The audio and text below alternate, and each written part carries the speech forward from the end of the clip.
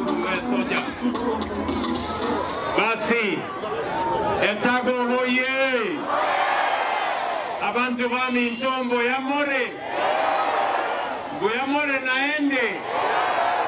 Nyasaye nomuya. Jinga kichonzi. Bwana Yesu asifiwe. Hebu mnisalimie hivyo hewani ndugu zangu watu wa Etago. Wanasema hayawi. Ni leo ama si leo? Ni leo ama si leo? Sikizeni bwana. Mimi nimefika hapa leo kwa sababu Waswahili wanasema ahadi ni nini? Na dawa ya deni. Na dawa ya deni. Nilikulipa. Mimi na huyo Osoro, huyu mbunge wenu huyu, tulikubaliana ya kwamba tutabadilisha South Mugirango. Ukweli, si ndio?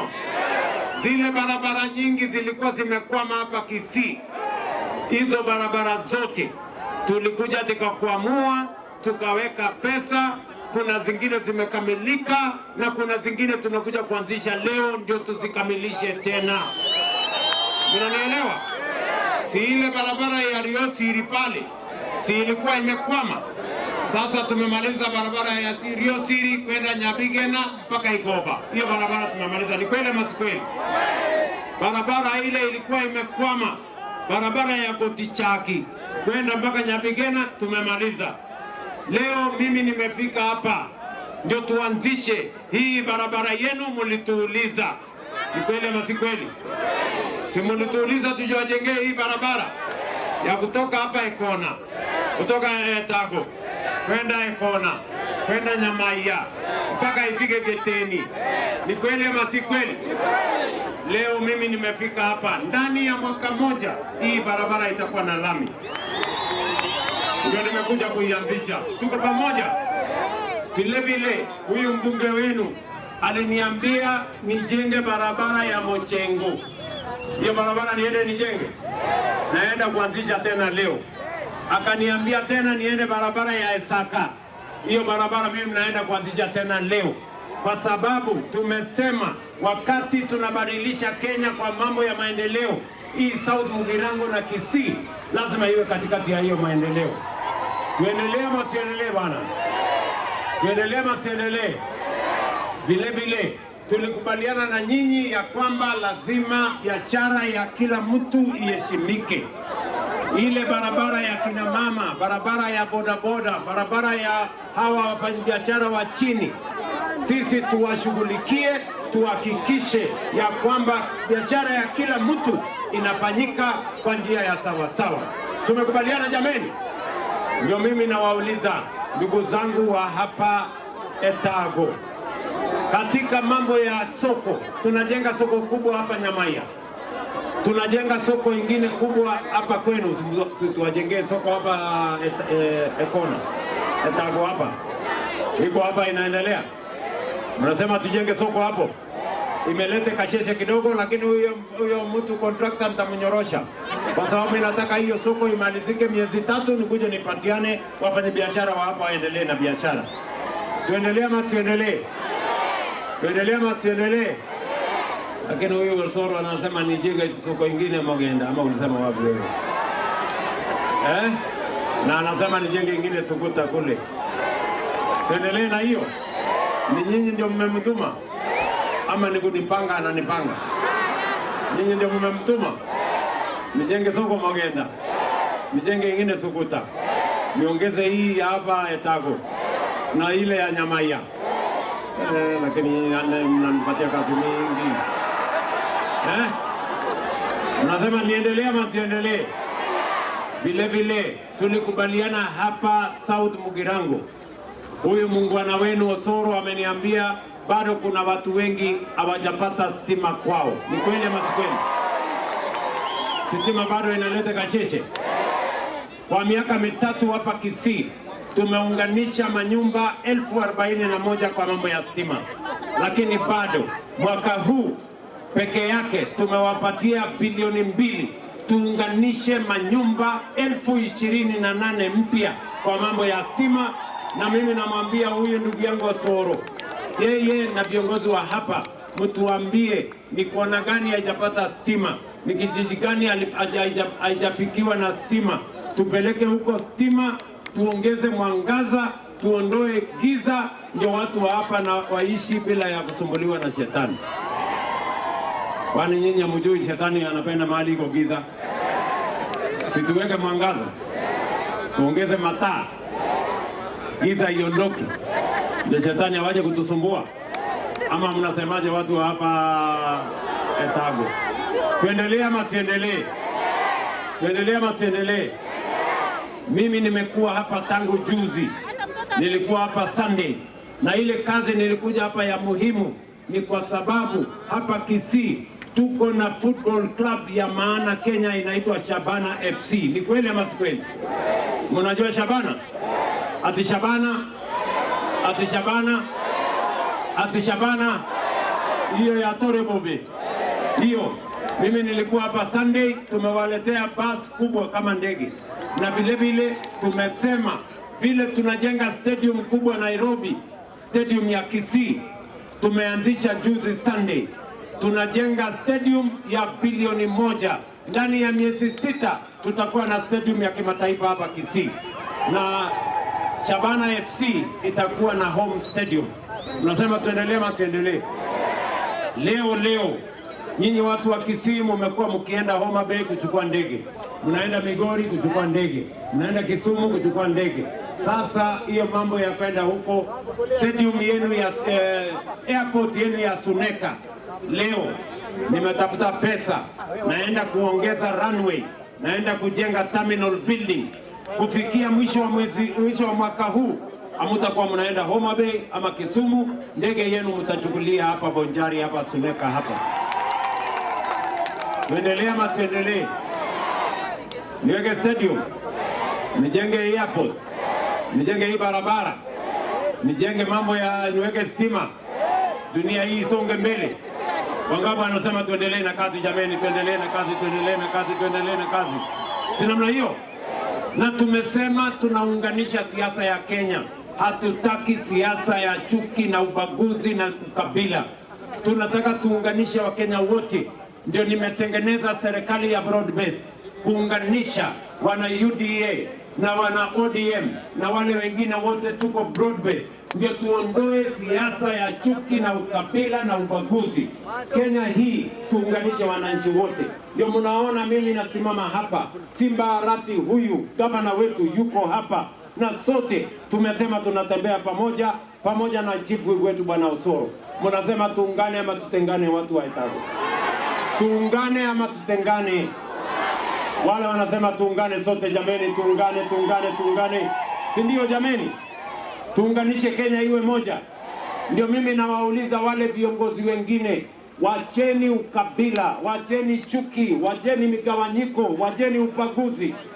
Walikuja huku Kisii, wanakuja na matusi, wanatukana wabunge, wanatukana gavana, wanatukana nani. Hawa watu agenda hawana, mpango hawana, sera hawana, agenda hawana.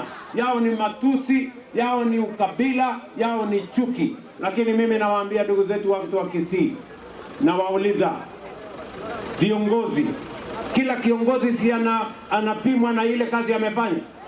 Ama mnapima viongozi namna gani? Si kila mtu anafanya kazi? Si mtu ajenge barabara, ajenge shule, aunganishe stima, ajenge soko? Si hivyo ndio mtapanga viongozi? Wale wa matusi, kuna mahali ya kupima ratili ya matusi? Kuna mahali ya kupima vile mtu anaweza kutukanana?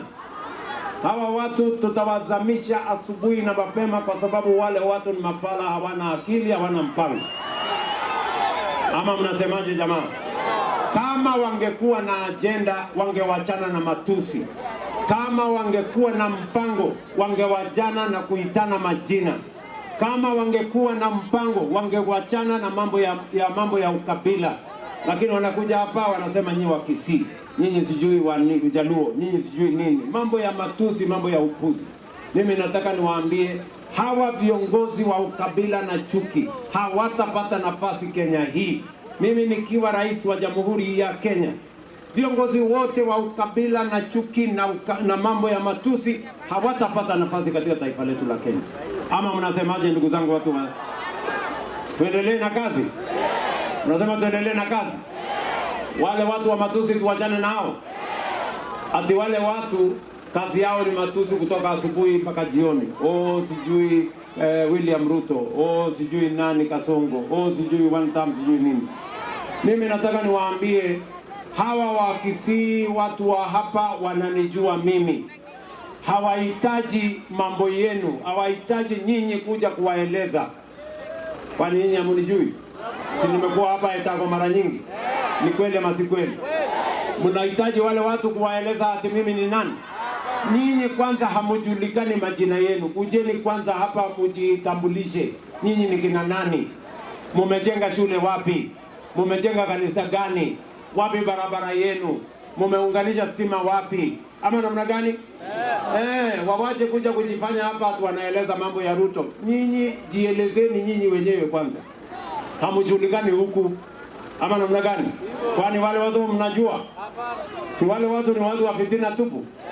Mwingine amekuwa naibu wa rais miaka 40, hajafika ajui Kona iko wapi. Hawajui Etago iko wapi. Ama namna gani? Sijui kama tunaelewana. Alafu anakuja hapa na kiburi mingi, na matusi mingi. Hawa watu wataona cha mtemakuni. Ama namna gani bwana? Etago hoye. Etago hoye. Wale watu mnawajua? Hapana. Si ndio?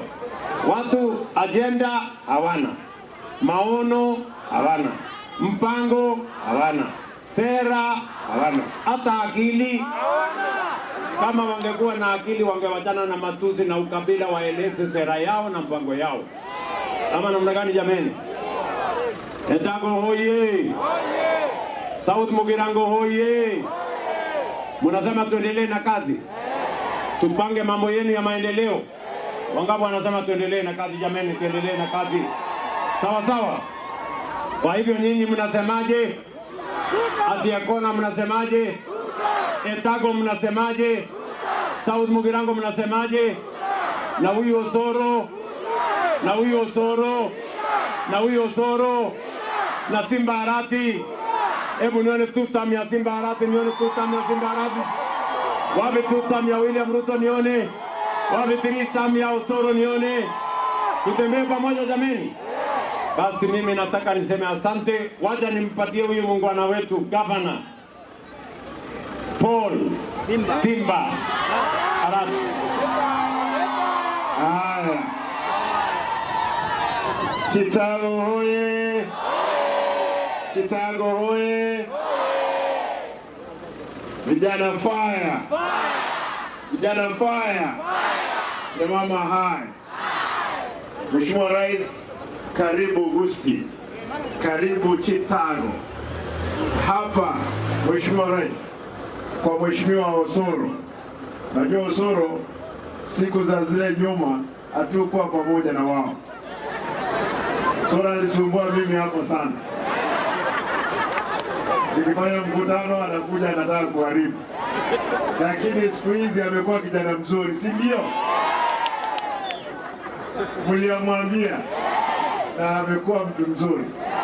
Sasa tunashirikiana tuhakikishe kwamba maendeleo imekuja hapa Gusii. Ukweli usemwe. Mimi kama gavana niseme nisiseme? Niseme nisiseme? Kama gavana niko na bilioni 9 peke yake ambao napata. Hii pesa hata nifanye namna gani, lazima niombe rais barabara, hospitali aongeze pesa. Juzi nimenunua trakta za bilioni 1 za kutengeneza mara. Siwezi tengeneza lami. Lazima tuongee na Mheshimiwa Rais ahakikishe kwamba hizi barabara ambazo zilikuwa zimeharibika zimetengenezwa. Tumuulize tusimuulize. Ama vera haya tu anyole tu kama. Mungu tika tu raka. Esenge jonta mwate ngombe ito. Kira mwate liye.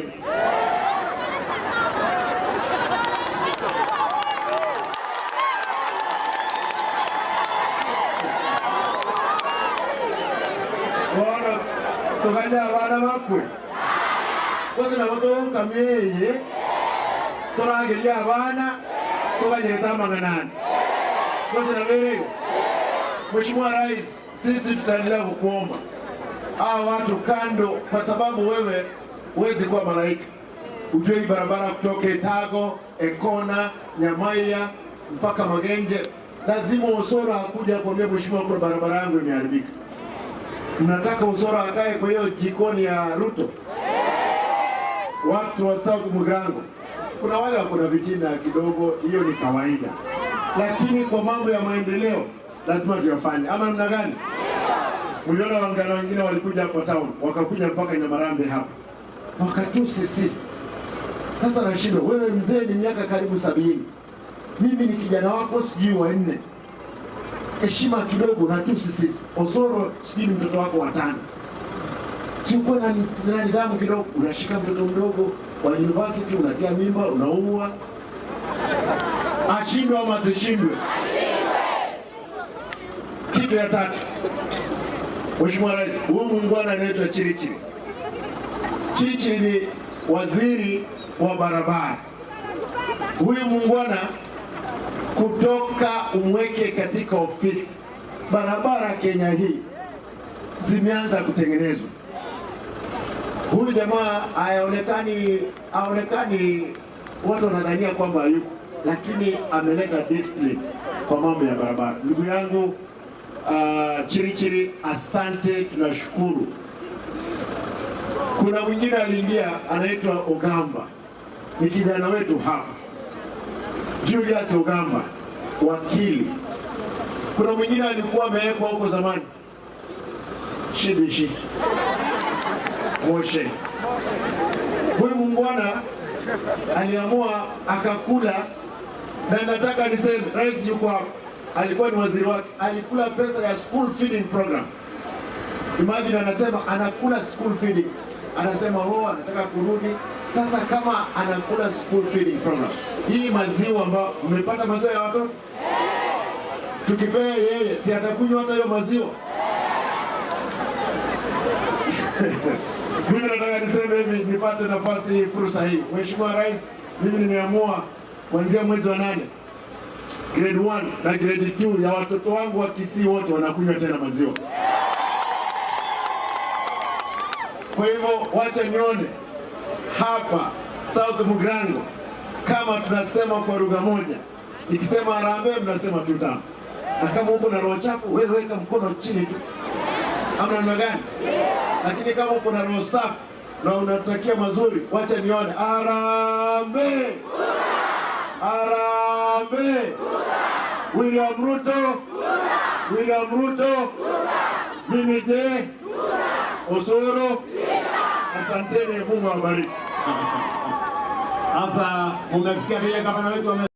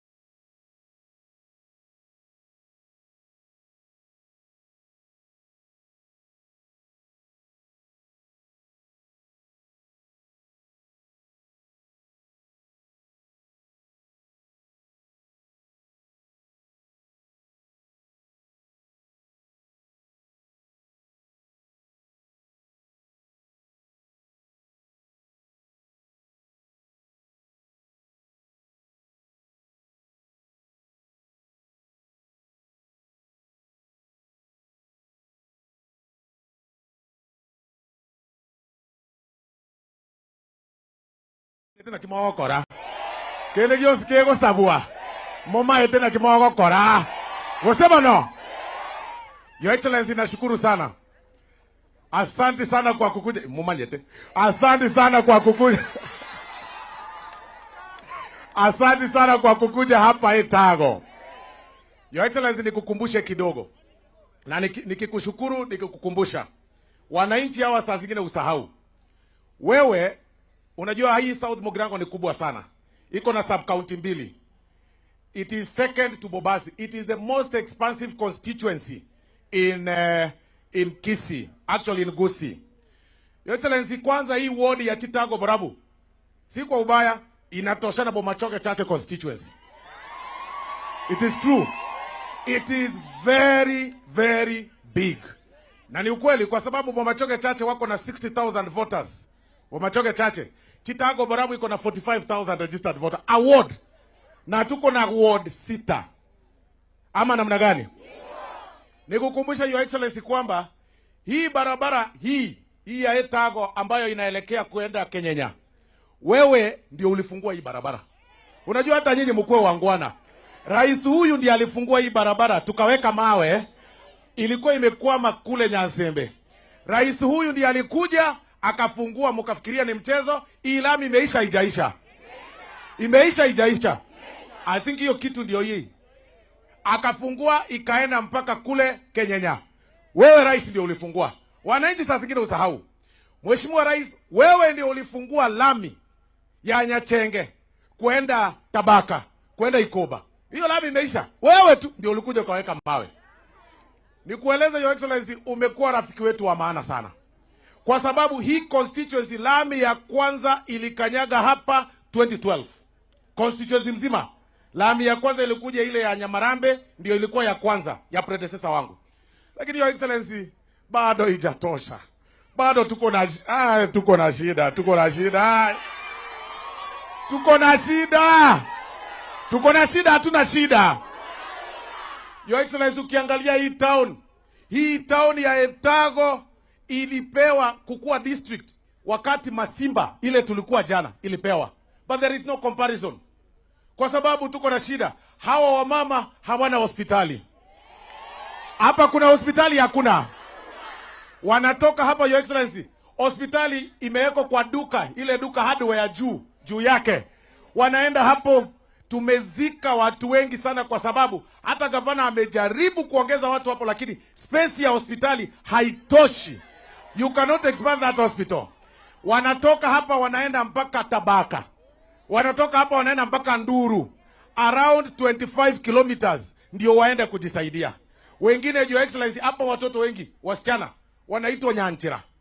Nyanchira inamaanisha mtoto amezaliwa kwa njia. Wengi wamezaliwa hapa njiani. Iko sawa. Nyanchira mura. Nyanchira imniwa mkono Nyanchira. Ona Your Excellency, Nyanchira ni wengi sana hapa. Nyanchira ni wengi. Mimi ninakuomba kwa heshima. Gavana ametupatia shamba eka 5. Leo tunaenda kufungua KMTC kwa hiyo shamba. Kwa sababu hatuwezi expand hapa. Your Excellency, tunaomba tupewe hospitali yetu pia level 4 ambayo inaweza kutujengea hapa chini ndio tuweze kuinuka. Erebiyago sere bobe. Lakini Your Excellency, pia ndio hii area ikuwe town. Hapa mahali tumekuja kutoka hapa mpaka kwa uwanja wa ndege. Hiyo hospitali iko tu hapo chini 500 meters. Mimi ninaomba Your Excellency unisaidie pia kilomita 2 ya lami. Nipitishe kutoka hapa, nipitishe stadium, niteremshe mpaka hapo kwa forest, mahali Nyangweta itakuwa. Ndio hii area iweze kufunguka. Etago iko na shida mingi Your Excellency. Ya mwisho Your Excellency, katika maendeleo. Ukiangalia Your Excellency kule juu, ile nyumba ya matofali unaona kule, hiyo ndio police station yetu. Hakuna hiyo police station yetu, haina mijengo. Hii area, unajua hata gavana wakati tulikuwa nakosana na yeye, akifukuza watu wa Mugirango kutoka county, alikuwa na watume Etago. Punishment hapa Kisii, hata Nyamira. Mwalimu akikosea, akiambiwa kama ni punishment, wewe nitakurusha Etago. Askari akikosea, wewe nitakurusha Etago. Hata watu wa Nyamuko wamekuja hapa. Kwa sababu hapa ndio inaitwa kwa Kisii hardship area. Iko na shida. Police station yetu Your Excellency ni ile. Your Excellency, mimi naomba kwa heshima kubwa, tafadhali unisaidie pia kwa ile police station. Alafu hao watu wana flow kuja hivi. Leo tumeshukuru kwa Etago, Ekona, Geteni, Nyamaiya. Lakini pia kuna hii vile wanakuja, inaweza kosa kukua saa hii. Lakini vile wanaendelea kukuja hiyo njia, a very busy area. Kuna soko kubwa sana inaitwa Suguta. Hata vile tunataka kuijenga Your Excellency. Access between hapa na Suguta is just 6 kilometers. lakini ni maram. Tumejenga hii ya Ikona, lakini kuenda Suguta ni maram. Yani your excellence, na ni 6 km kutoka hapa tu, ni 6 peke yake tu, ni 6 peke yake tu. Nikipata hiyo nifikishe, nitakuwa nimemaliza kazi. Lakini ya mwisho kabisa, na siombi ingine, ya mwisho siombi ingine. Hapa nyuma your excellency kuna shule inaitwa St. Linus Etago Girls, the only girls school serving this area. Hatuna girls school ingine, the only one. Your excellency, hiyo shule juzi wamepeleka watoto university about 35. Nimejikaza na CDF mpaka saa hii structure. Wale walikuwa, kuna former minister wa education alikuwa na anatoka hapa nyumbani kwao, ni hapa chini, alikuwa kwa hiyo serikali ya Uhuru. Alikuja hapa akatuambia atatupatia milioni 50 tumalize hapa shule ya St. Linus. Your excellency, hiyo pesa ikukuja. Tukipata hata kama ni 10, structure iko hapo, ndio ile. Hiyo ni structure ya girls school, your excellency. Girls school, and it's a boarding school. Na wanalala hapa, wanaishi hapo, wanaumia sana, your excellency. Mimi ninaomba kwa heshima, siombi shule mbili. Hiyo shule ya St. Linus, ninajua hiyo ingine nitajipanga peke yake, basi nitawanunulia. Lakini ile mimi ninaomba, hiyo structure yao iishe, ndio tuweze kufacelift area yote na tuweze kutengeneza. Ninaomba tafadhali, tuinue hii town yetu. Your excellency, hapa hii center, hawa mama wa soko wanafaa kubomolewa kwa sababu barabara inakuwa expanded. Lakini kwa sababu ule contractor amelegea kazi, nashukuru leo ulimfukuza kazi na ndio tumeanza process nyingine. Leo rais amefukuza ule contractor kazi. Amemwambia pote, tulete mwingine, yeye aende kuchoma makaa. So, hii structure temporarily hawa mama wangu wa soko watakwama. Leo mimi nitaomba kitu kidogo niachie wao waweze kujiinua wakienda kutafuta market nyingine ya kuenda. Mbuyande ko sembo bende. Kenengere ne bire muroche nyoro lyango kenenge. Nkineba ga kingi nyori bwango. Nkineba ga kingi nyori.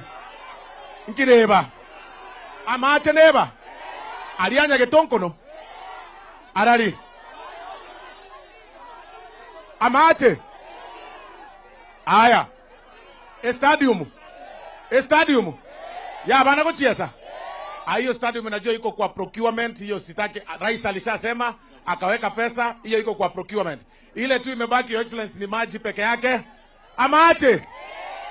Maji ndio imebaki, stima rais alisema. Lakini maji ndio imebaki hapa. Kulikuwa na project kubwa your excellency ya maji inaitwa Nyagetonkono. Ilikwama hiyo maji kwa sababu kidogo kulikuwa na shida. Ningeomba iweze kusaidiwa. Obe, ayentegerere. Bogirango osabe bwa bionzi toko binyora.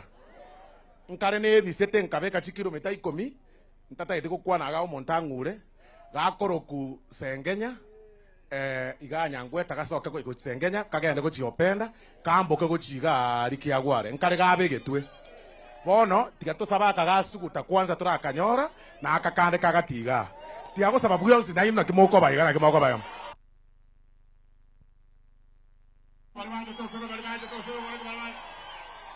Sasa mimi naomba kwa mwisho ni akina nani tutasupport William Samoei.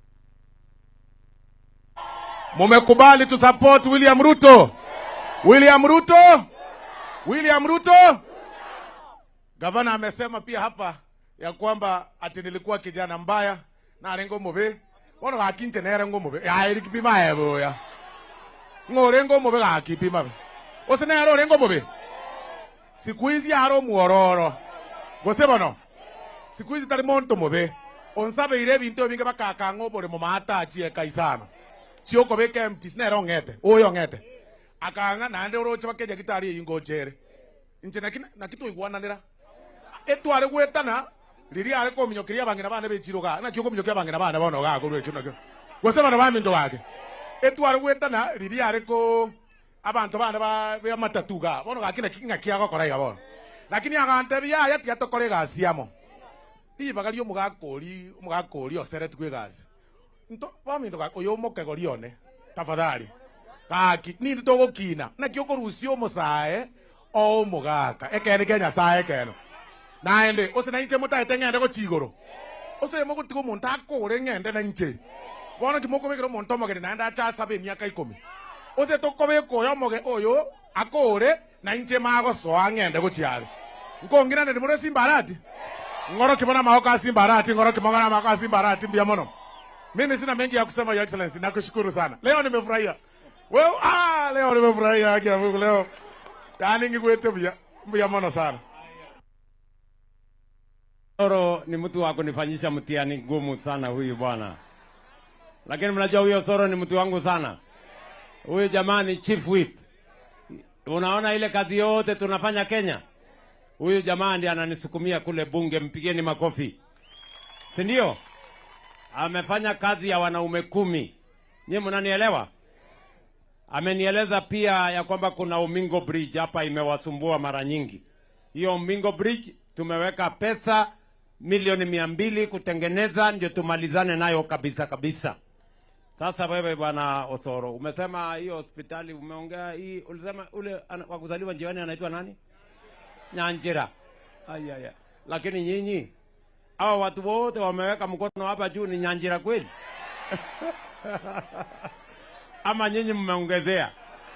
Hebu nione wale Nyanjira hapa nione.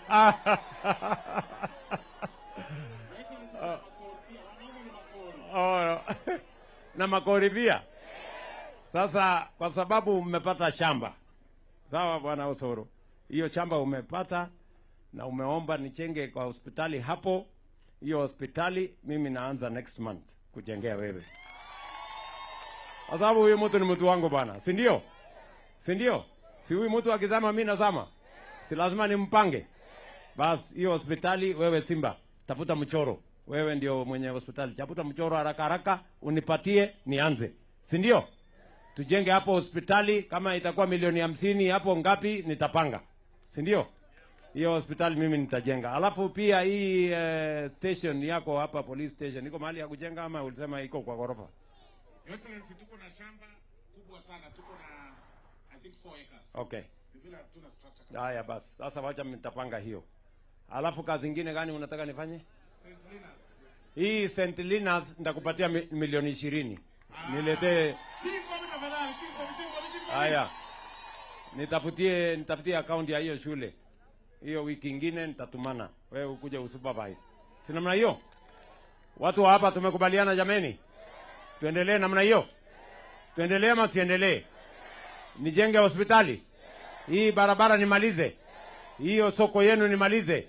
Hiyo soko mnipatie mwezi 3. Hiyo soko nitakuwa nimemaliza, wamama wafanye biashara. Na wale wamama wanataka kusongeshwa hapa, nitakupatia milioni 1 saa hii, wewe Osoro upatie hawa kina mama wasonge naye. Tumekubaliana jameni? Tuko pamoja? Mnasema tuendelee na kazi ama tuendelee? Hapa Suguta ameniambia nijenge market na pia nipange barabara ama namna gani? Simuona vile ameongea mambo ya barabara. Ndio sababu mimi nilianzisha kitu inaitwa National Infrastructure Fund. Kwa sababu tunatakiwa kujenga barabara 28,000 mpya. Ndio tumalizane na hii shida ya mabarabara huku kijijini. Na mimi nataka niwashukuru wabunge kwa sababu wamepitisha National Infrastructure Fund ambayo itatusaidia kupanga muundo msingi wa taifa letu la Kenya. Mabarabara, kujenga airport, kujenga dams, kuongeza stima, kwa sababu hivyo ndivyo tutakavyobadilisha taifa letu la Kenya. Wapigeni makofi, huyo Osoro amenisaidia kwa hiyo kazi. Hapa niko na viongozi wengine wengi, niko na waziri wangu James Ogamba, mpigeni makofi. Niko na Zahiri Chanda, mpigeni makofi. Niko na Isaboke PS wangu wa mambo ya broadcasting, mpigeni makofi. Niko na Mheshimiwa Nyamoko, mbunge wetu wa North Mugirango, mpigeni makofi. Esie Kenyuri, senator wetu. Steve Mogaka, Mheshimiwa mbunge wa kutoka kule West Mugirango. Niko na mama wetu Cherusha Momanyi kutoka kule Nyamira, mpigeni makofi. Niko na huyu mungwana Sagero, naona ameweka kilo. Siku hizi ananisaidia kupanga Nairobi, mpigeni makofi. Niko na Mheshimiwa Manduku, mbunge wetu wa Masaba kule Kitutu, Nyaribari Masaba, mpigeni makofi. Niko na ndugu yangu Mheshimiwa Mose, Solicitor General. Niko na huyu mungwana anaitwa Jafeth Nyakundi, treasurer wetu wa chama yetu ya UDA.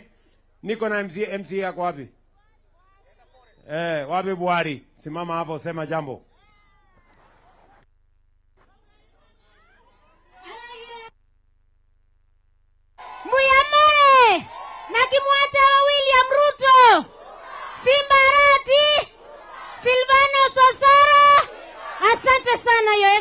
Excellency.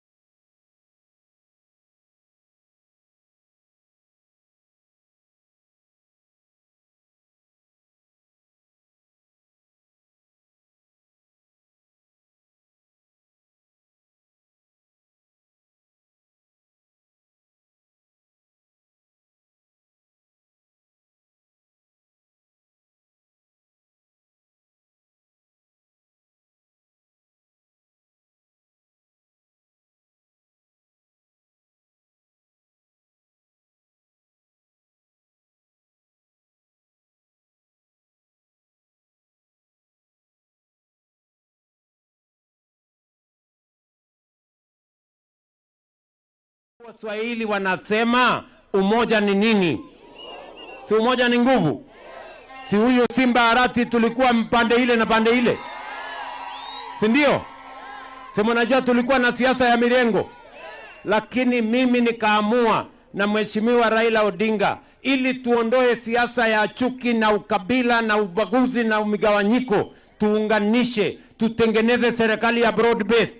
Leo sisi wote ODM, UDA na wale wengine wote tuko katika serikali moja, kwa sababu tunataka tuungane, kwa sababu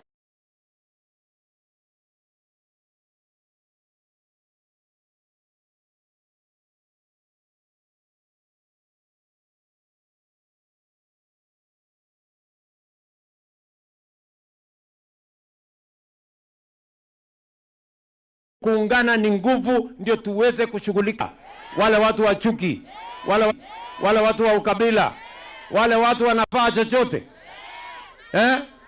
wapotee ama wasipotee wale. Sijui kama tunaelewana. Ati wanakuja Kisii wanatukana Osoro, wanakuja hapa Kisii wanatukana Simba Arati, wanakuja hapa Kisii wanatukana William Ruto. Hawajalete sadaka ya kanisa, hawajajenga hospitali, hawana barabara, hawajui vile ya kujenga KMTC. Ni watu bure ama si bure? Ni watu bure ama si bure? Tuendelee na kazi ama tuendelee? Pole pole. Sisi hakuna shida, nyinyi raia relax. Sijui kama tunaelewana. Tuendelee. Hebu nione wala nasema tuendelee na kazi jameni. Kwa hivyo harambee. Harambee. Ati watu wa South Mugirango mnasemaje? Ati mnasemaje? Ati mnasemaje? Simba Arati. Simba Arati. William Ruto. Silvana Osoro. Silvana Osoro. 3 term ya Osoro ni 3 term ama ni long term? Aya, Simba, salimia watu, sema tu jambo, alafu Osoro, alafu tuende.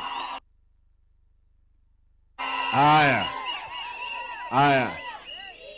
South Mugirango hoye. Okay, kina mama, asante. South Mugirango hoye. Tukwana ningo iwanye kore ruguraria. Bia mono. Ntaite bintu ibere. Tinkubuli omo nebwense egenteke moyoka. Karega. Niulize nisiulize. Your Excellency Osoro, igente kina nkubuliria. Wono tigambulia.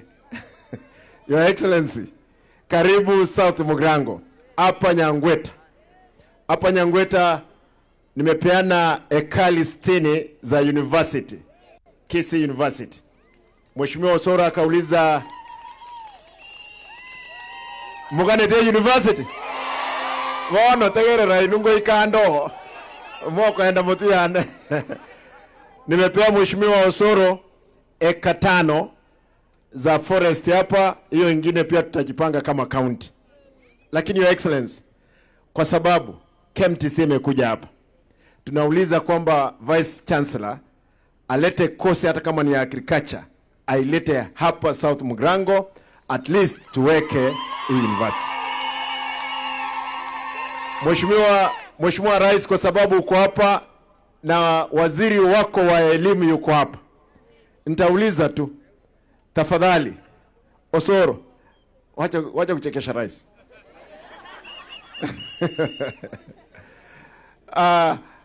Mheshimiwa Rais, nataka niombe tu tafadhali, kwa sababu najua university is constrained.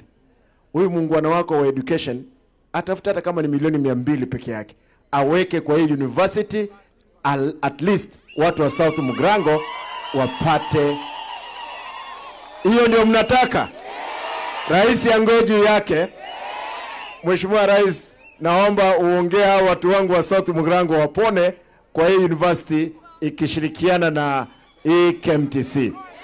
Asante, tushirikiane mutage tugendere kolegas. Tigandaro mutage tugendregas. Mko tayari? Hebu acha nikisema ODM nasema tuko tayari. Watu wa UDA hapa ndio wasikie na baba wa UDA asikie. Namna gani? ODM. ODM. Mheshimiwa Rais, tuko tayari kushirikiana, twende mbele.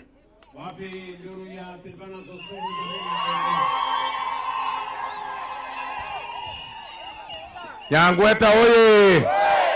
Moticho oye! Mondoche! Ndigereri, Mondoche! Mondoche! Ngorokia moko.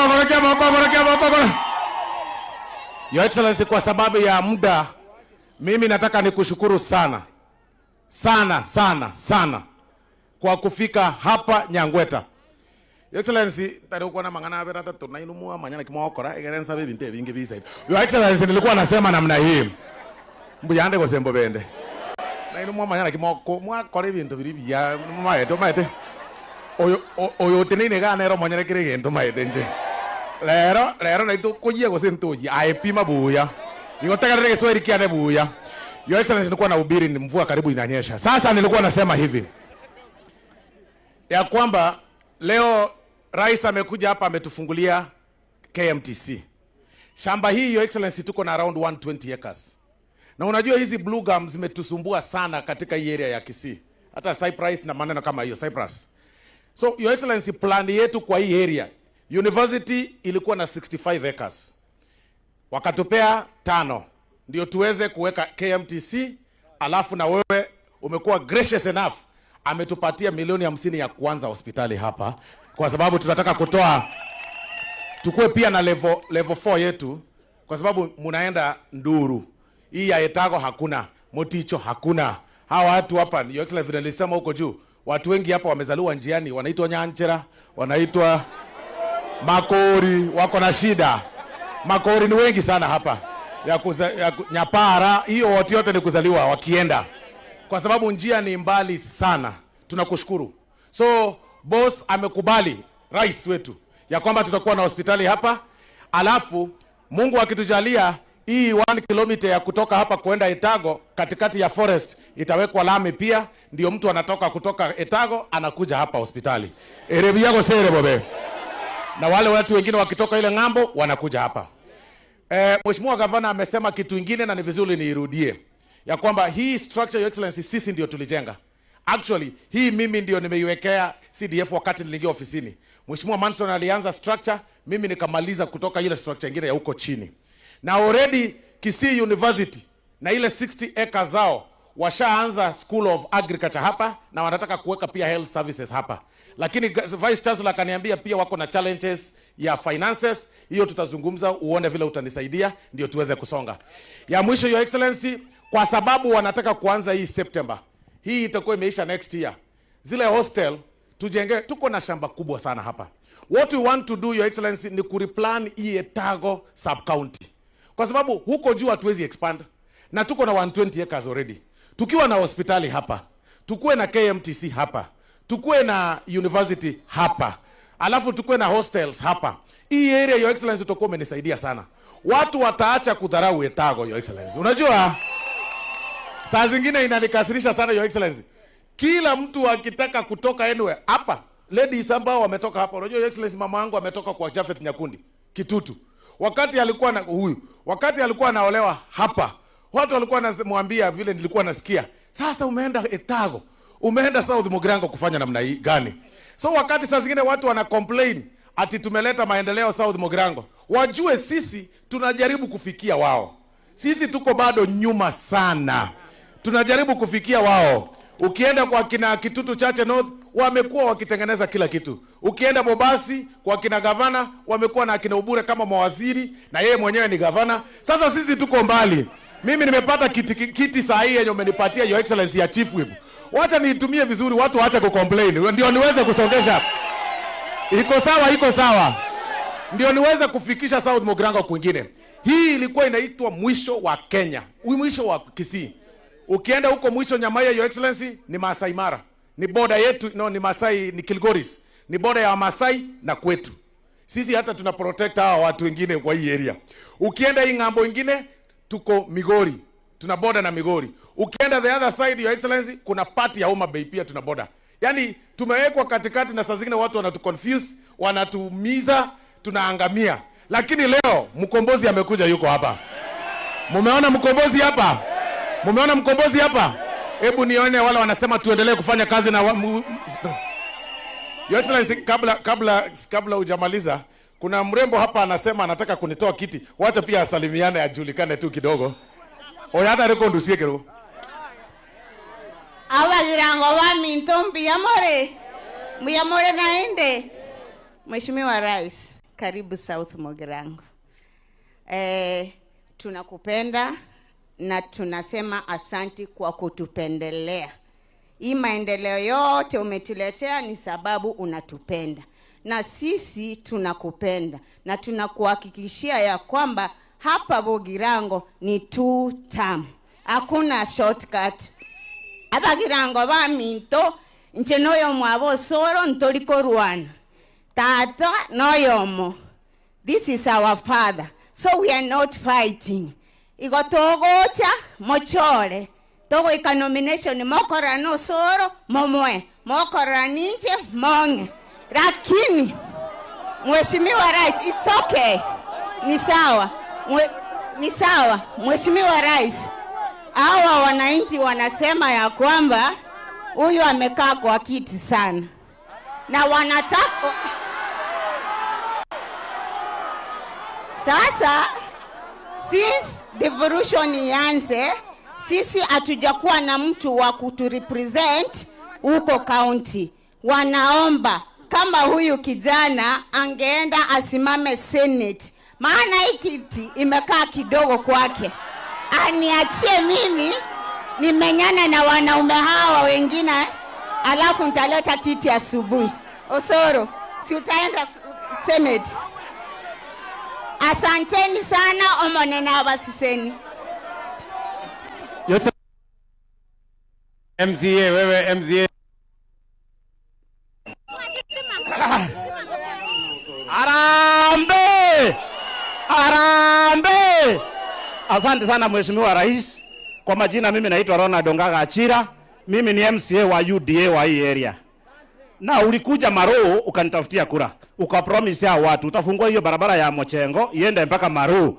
Na sasa amefungua. Sasa mmekuwa mkinisumbua eti nitoke UDA niende kwa Simba Arati ODM. Lakini sasa wako pamoja. Nibaki na president ama nitoke? Nibaki UDA.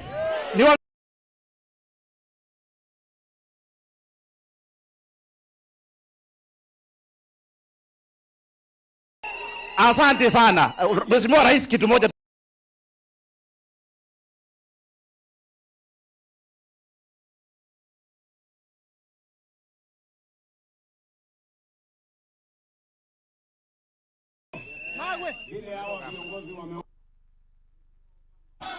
Wacha twende tutafute pesa kidogo tulete kwa hii university inuke.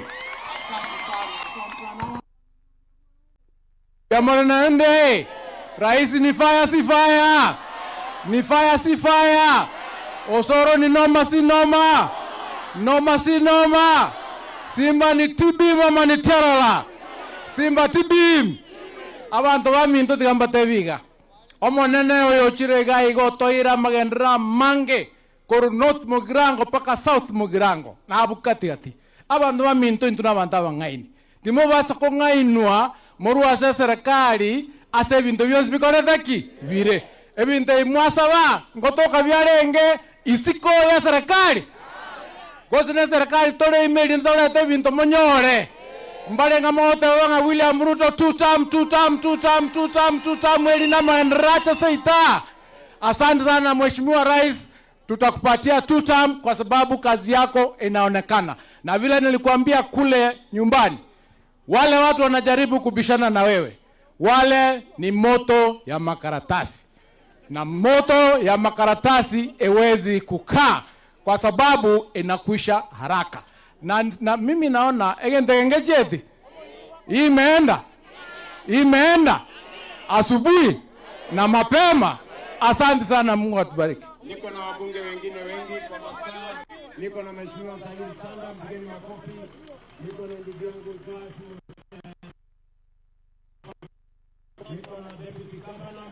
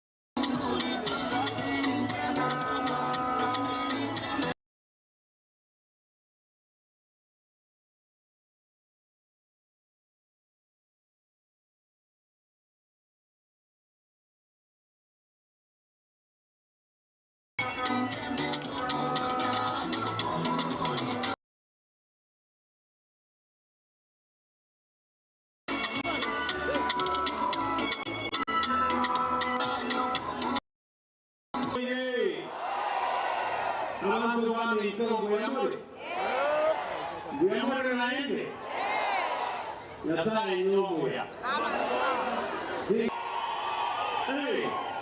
Ni leo ama si leo? Ni leo ama si leo?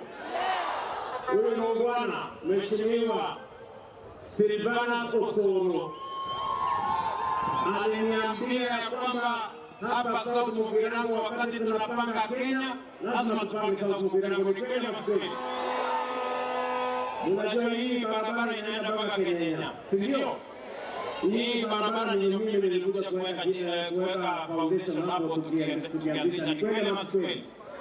Ile ya Riosiri ambayo ilikuwa imekwama ya kwenda mpaka Nyabigena sasa tumemaliza. Ni kweli ama si kweli? Ile ingine ya Gotichaka ameenda Jotini, Gotichaki, si ndio? Ya kwenda mpaka Nyabigena pia imekamilika. Ni kweli ama si kweli? Ingine hapo katikati ya Nduru ilikuwa imekwama vile vile.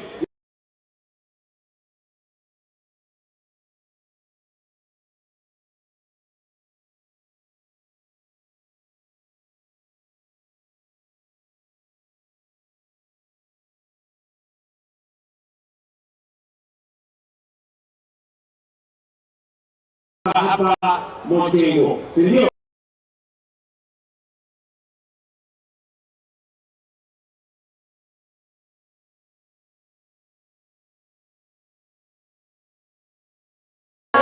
Mpaka Maro.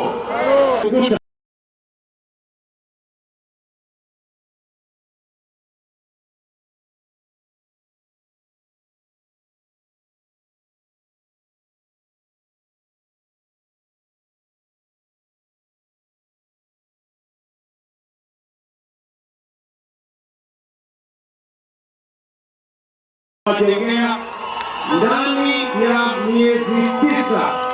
miezi tisa hii barabara yenu itakuwa inatembea. Unaelewa? Tuendelee ama tuendelee?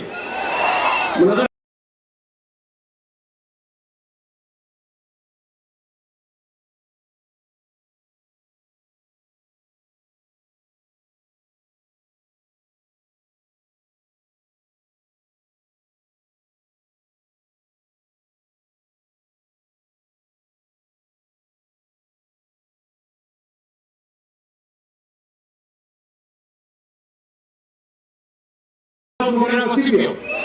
Sisi tutabadilisha na miradi na mpango ya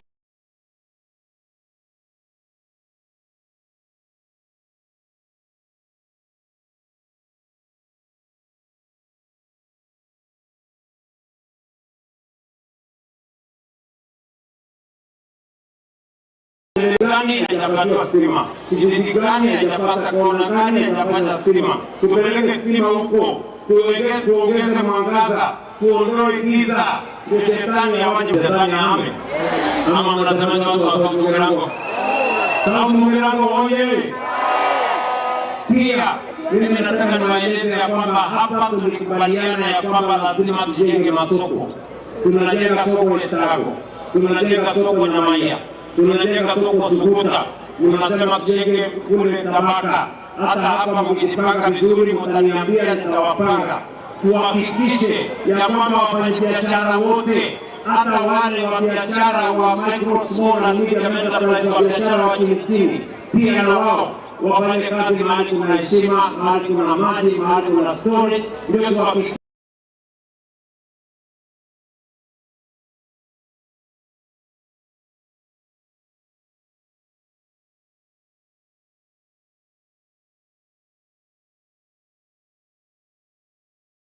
biashara ya kila mtu inainuka. Nasema tuendelee ama tuendelee?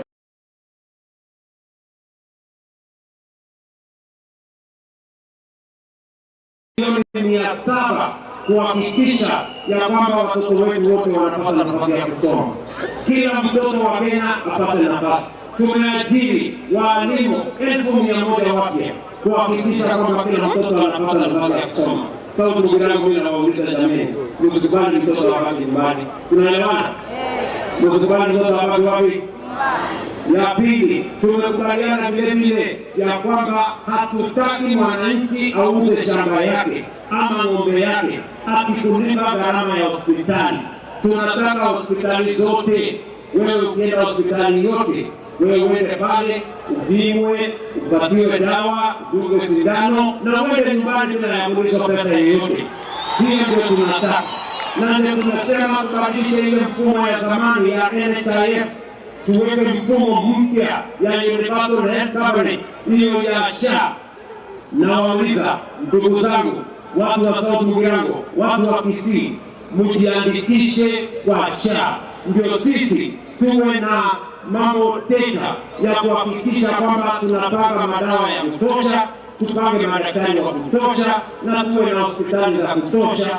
Kila mwananchi aende hospitali atibiwe na gharama ya matibabu ilipwe na bima ya afya ya SHA ama mambo ya Universal Health Coverage. Mimi nawauliza jamani, mmejiandikisha kwa SHA ama mnaniangalia tu hivi? Mmejiandikisha? Hebu mnaona watu wamejiandikisha kwa SHA. Allah, kuna mgonjwa na leo. Na nyinyi wengine mmejiandikisha mmoja nani? Mmoja Yesu rudi. Ama kila mtu na ukienda kwa hospitali, sio wewe mmoja South Mugirango, ukienda kwa hospitali utibiwe, upatiwe dawa, utoke hapo usiulizwe pesa yoyote. Gharama ya kulipa hiyo mambo ya matibabu yako walete bill ya hospitali, huyu si baadhi na mimi tutalipa. Ni mnanielewa? Hivyo ndivyo serikali itakavyo. Serikali ya Kenya itasimamia mambo ya matibabu yenu. Tumekubaliana jamani? Tuendelee ama tuendelee? Tuendelee na kazi. Pia huyu ndugu yangu Osoro ameniambia hii kazi nyingine yote amebaki hapa. Yeye sasa unajua ni chifu. Ananisaidia kupanga mambo ya Kenya kule kwa bunge. Na nimemwambia akiona budget ya South Mugirango apitisha haraka. Kama namna gani? Ndio. Hapa vile tumekuja kuanzisha KMTC leo. Hapa vile ameniambia nijenge hospitali yenu hapa karibu. Na nimekubali mimi najenga hiyo hospitali hapo. Na hiyo hospitali mimi naanza kujenga kuanzia next month.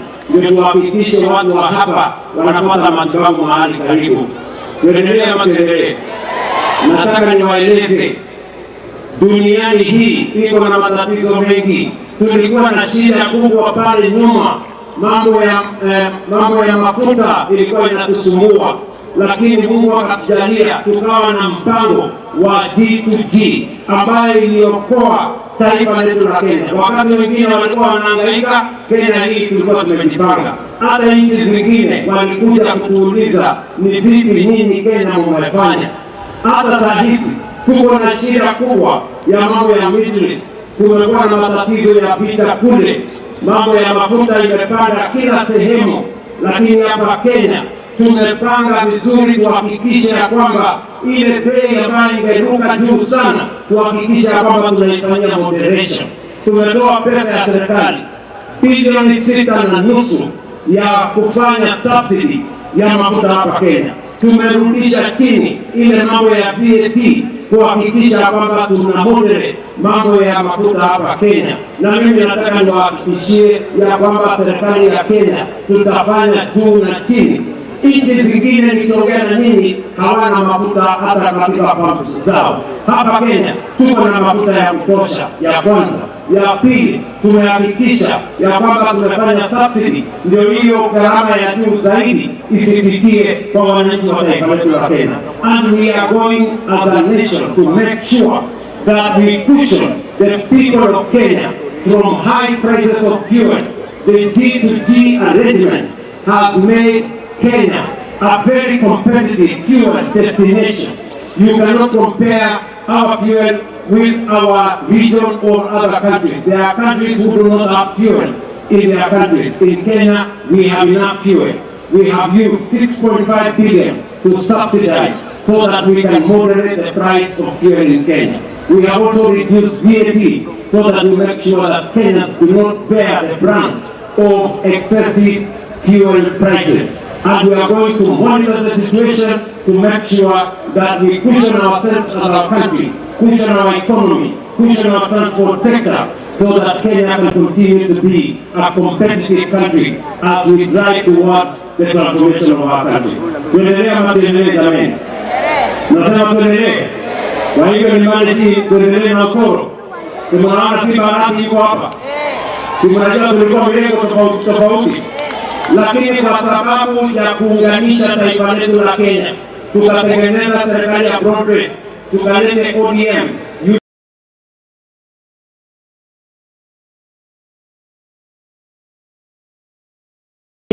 na wale wengine, tukaunda serikali ndio tuondoe hii kazi.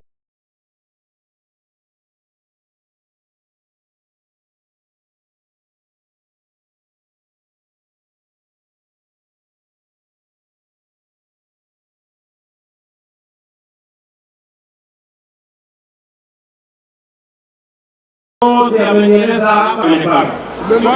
Ninyi ndio mlituma.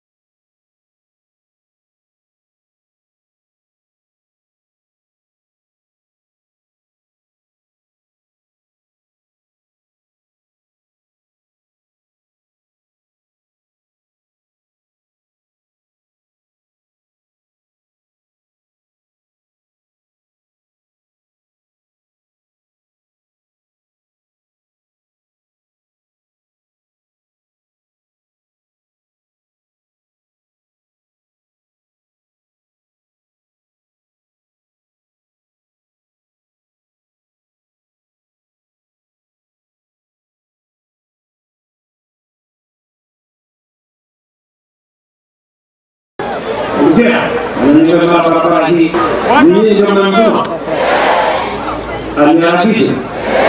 Na unajua kuna watu wengine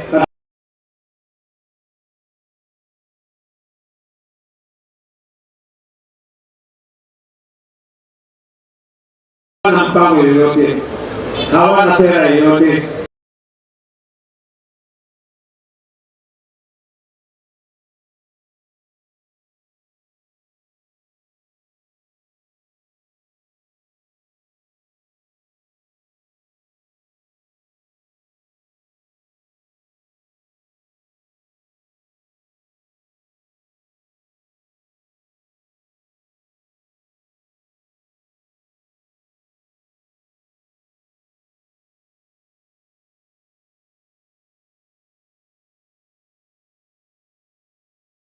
Hawana ajenda yoyote, hawana hata akili.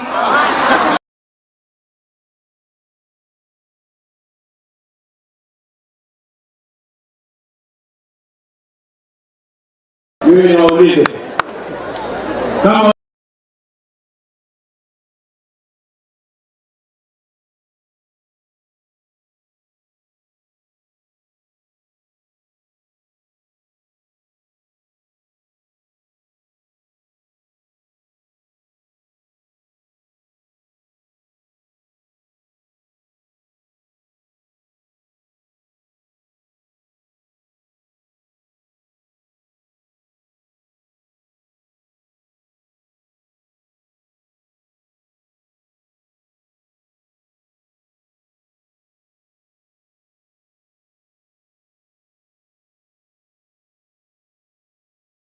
ungekuwa na akili siku wamechanga barabara, mmewaona shule wamejenga.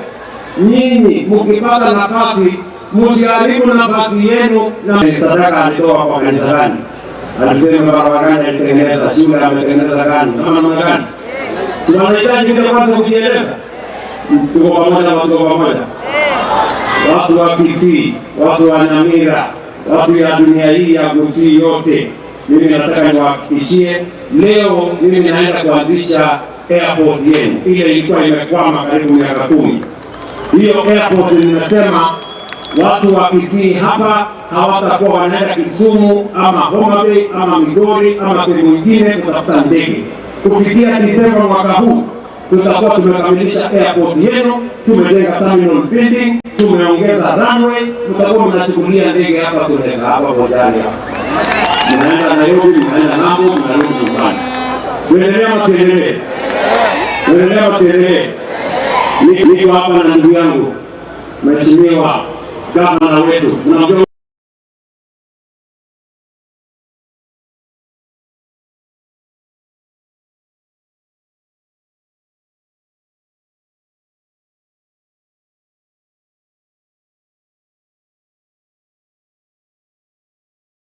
wetu. Unamjua huyu jamaa? Gavana wetu. Paul Arati atusimulie. Tengo hoye. Yango tukuana nindros na watu wenyewe. Kwa Tengo hoye. Mheshimiwa Rais, karibu hapa. Mheshimiwa Rais, nataka kushukuru kwa sababu serikali zimekuwa mbele. Hata ile ingine ulikuwa deputy.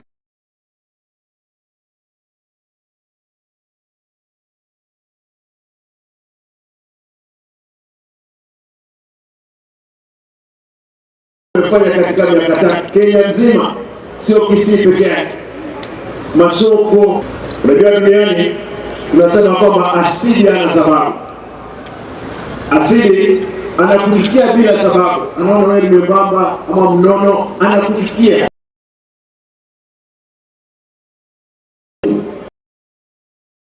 Sisi kama jamii ya Omoksi, we want to appreciate ile kazi ambayo amefanya huyu uso kwa ni hapa, sio bali.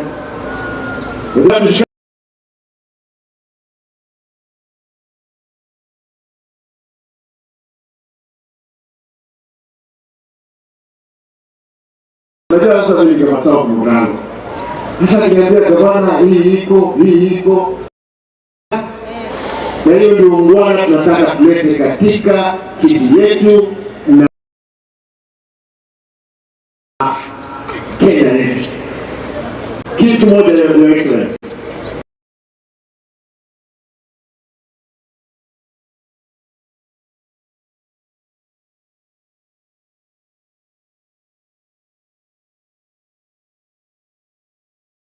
Ofisi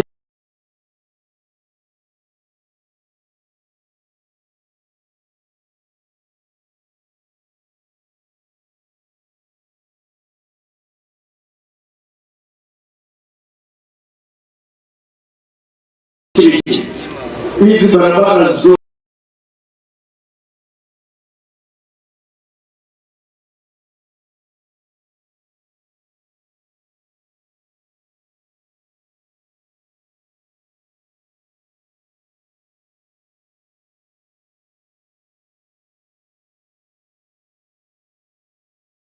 mtu miezi sita kama anaanza kazi kukuza yeye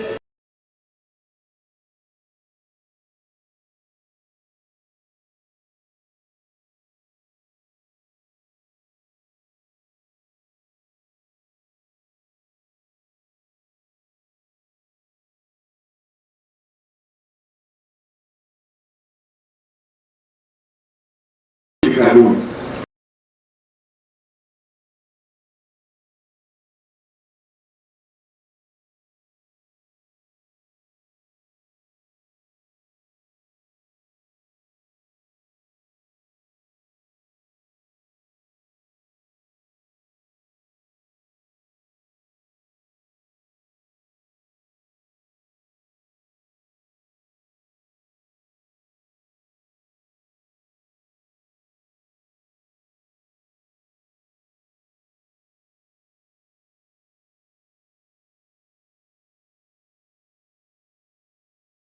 Kitu pekee yake ile constituency inatushinda 1 and 2.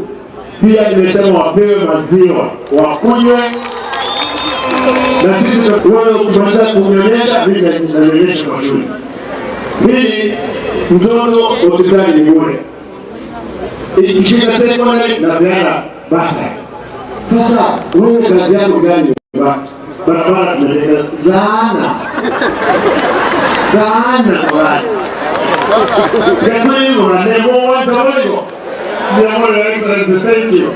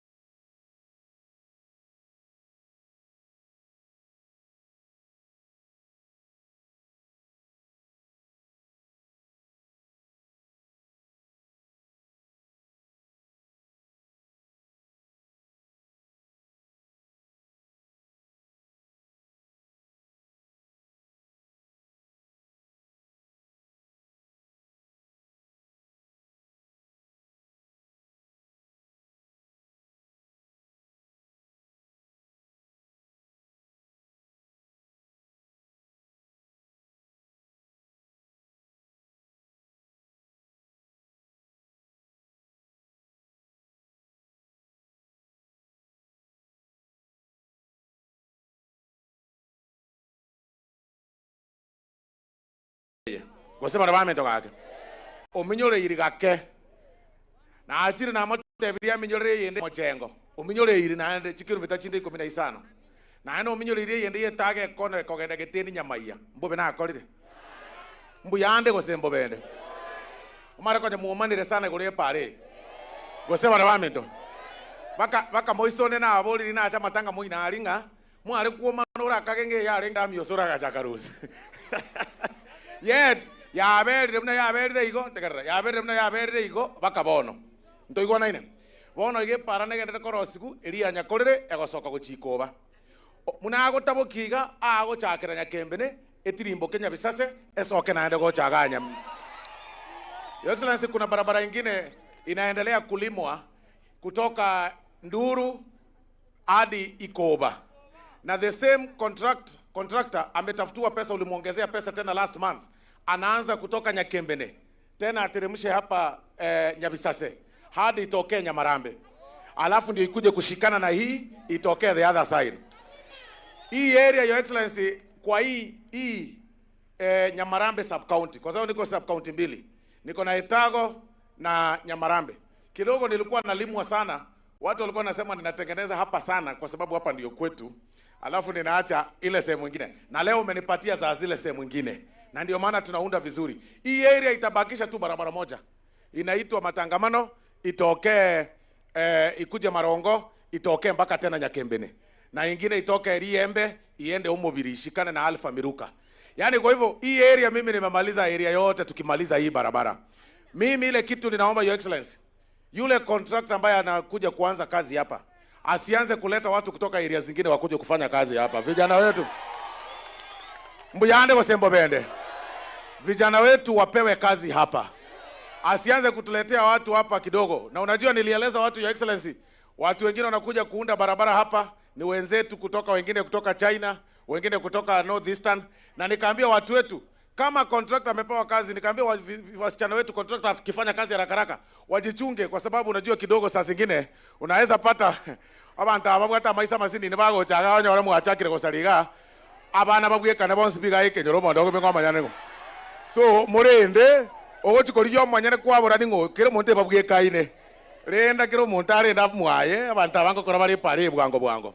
Yokse sina mengi leo ya kusema, ushaniambia maneno ya stima. Ile tu ninaomba ni hii shule ya Kenyoro peke yake. Nimejaribu kujenga, Your Excellency, ngoja. Your Excellency, niko na shule 162. Mimi niko na shule 162. Mheshimiwa Alpha Miruka ako na shule 45. Na CDF tunapewa the same. Sasa unapata nikijenga shule, ninaweka darasa mbili kama zile.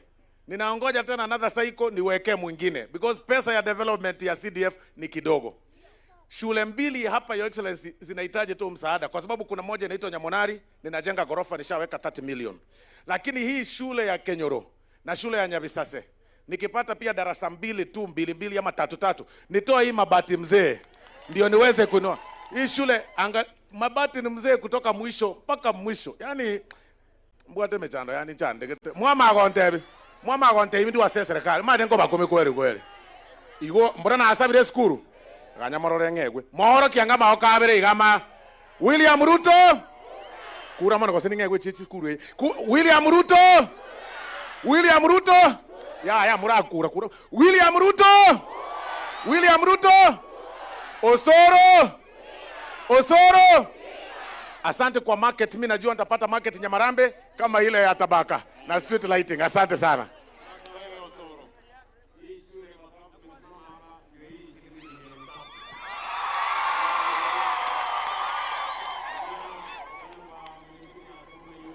Haya. Mimi nasema asante sana jameni, watu wa Kenyoro. Mimi nawapenda sana. Nasai abapeseni.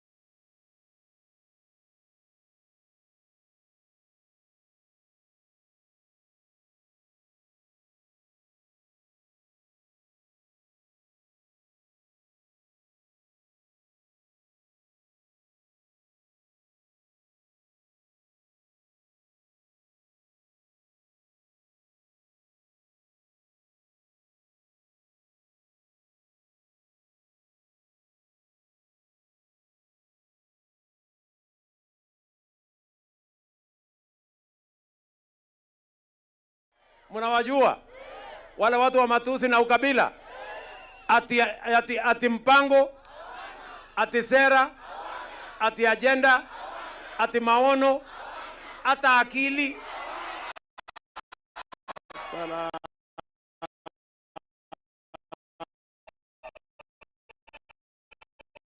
Wale watu wana shida mingi bwana. Mtu ni hapa tu kwa sababu agenda ana, mpango ana, ni mtu bure. Sawa? Wacha nipatie ndugu yangu Simba Paul Arati. Simba Paul Arati asema.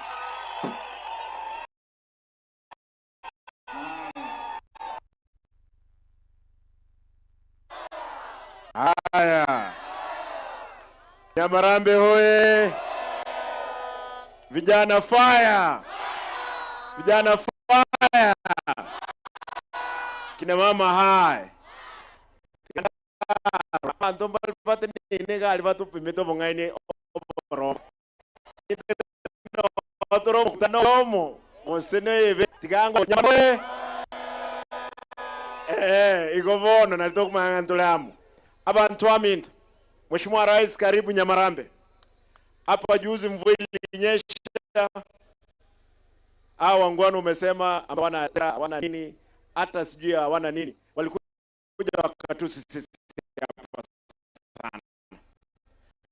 Wacha niulize leo, mtu atokea mbuzi kawaida, lakini mtu mwingine atokea amebeba nyang'au.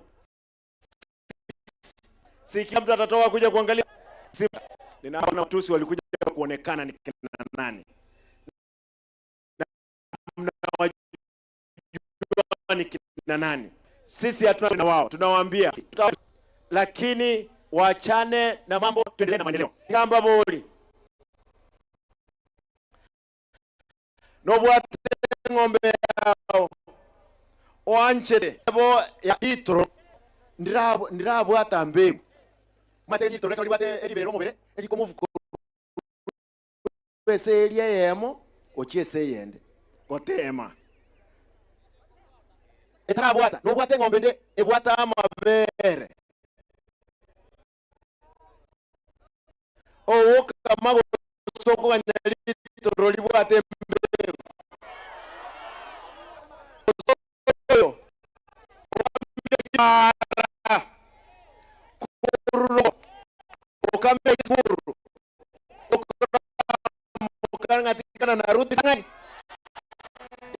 okeli soko nyota na debetio soro mweso boy kregento mbugirango baskende nki umachoke baro nkiyo utagotiga akandenga simba nchubono nyomba orogo sene binte bigo chimwe na te ndebole ana kunywa baramaga abaisi dingo nyomba sinane grade 1 grade 2 na baramna atebire rasma bai kuma bere yesu kare president ya nchire rais kujengea soko la daraja mbili, akwa kujenga stadium, akwa kujenga Nyambera. Ile pesa nimesave kutoka pale ndio nimeleta katika maziwa ambayo napea watoto wetu Kisii mzima. Tuendelee pamoja ama tusiendelee?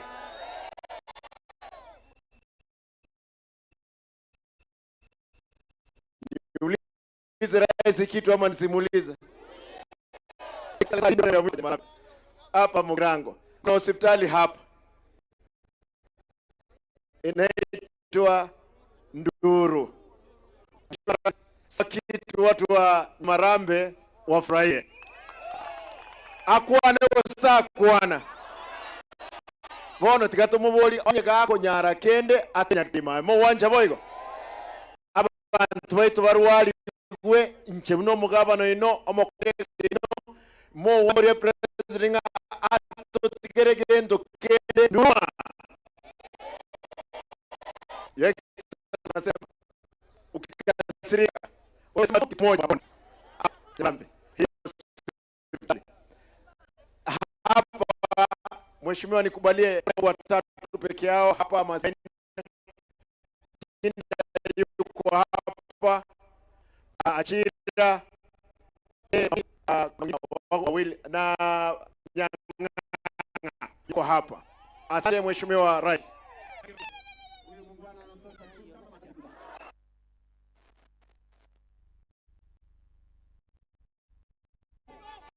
Sema maneno, huyu simba wa hapa mwenyeji. Nyamarambe oye!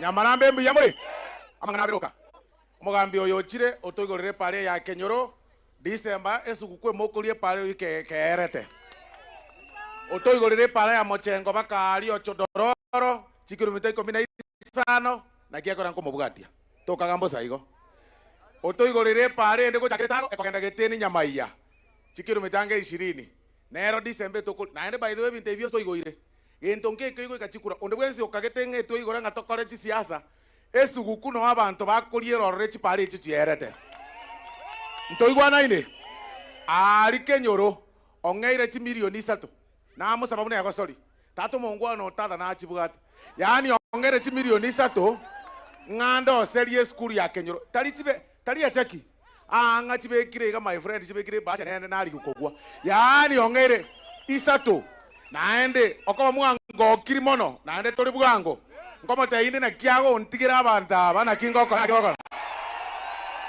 ere byago sere bobe bono chiza chiere kwenda tori Nyachenge ntaite musabege nteka mana ine mumaete na kimogo kura na Kiswahili egeregeche Your Excellency kitu tu moja kwa hii town. This is one of the oldest towns ambayo tuko nayo hapa Kisii, lakini Your Excellency hapa tunaonanga stima inapotea every 3 weeks. That is the truth. Transformer hapa sijui inafanya nini, inapotea, inatusumbua.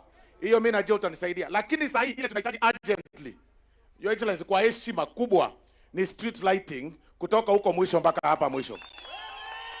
Wale wa mama wanauza vitu hapa, Your Excellency, ikifika saa 1 ni wanafunga.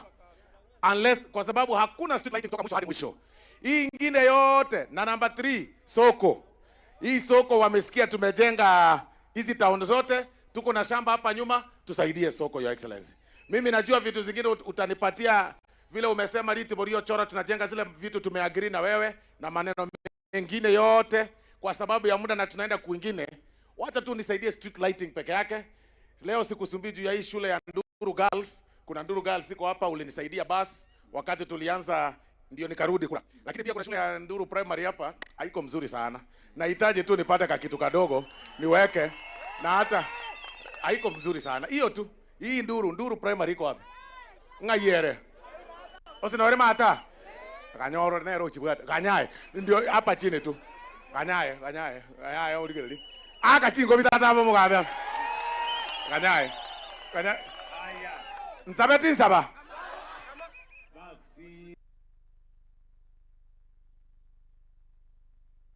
Angalie, si mimi naona iko taa hii taa kwani haifanyi? Imezima. Na ile mrefu ile. Na ile ingine niliona hapa.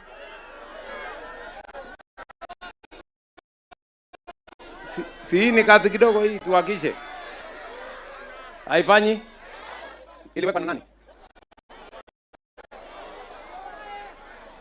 Osoro, who put these things? Aya, wacha nitasukumana nione kama naweza kuhakisha hizi mataa. Si mmesema street lighting? Na hiyo shule ya Nduru Primary. Si ndio? Mnasema nifanye kitu? Huko ndio watoto wenu wanasoma. Hata huyu mzee bado uko na mtoto kweli anasoma pale? Oh, ya mchukue mzee. Aya. So Osoro, kwa sababu mimi nimepitia hapa na mimi ni mtu ya Nyamarambe. Si yani nyinyi watu wa Nyamarambe mnataka kujifanya hamunijui? Mnanijua? Si nimekuja hapa kanisa? Si nimelete basi ya shule? Si nimepangana na nyinyi hapa? Hata siku nyingine mliniharakisha hapa siku nyingine zamani kidogo. Siku hiyo karibu mnitese nyinyi. Si ndio? Lakini si tumekuwa marafiki. Si mmenipatia huyo mbunge. Na ni mtu mungwana. Sasa hiyo primary school kwa sababu mimi nimepitia hapa. Wacha ni niwapatie milioni 3 ya shule ya primary school. So wewe solo sukuma hiyo shule, alafu nitapatana na wewe hapo mbele, si ndio? Ati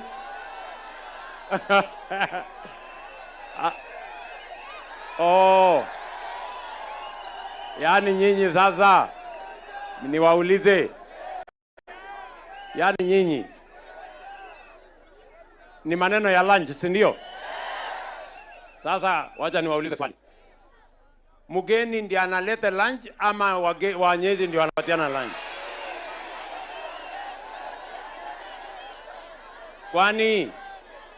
Kwani huku kwenu wageni ndio wanabebanga lunch?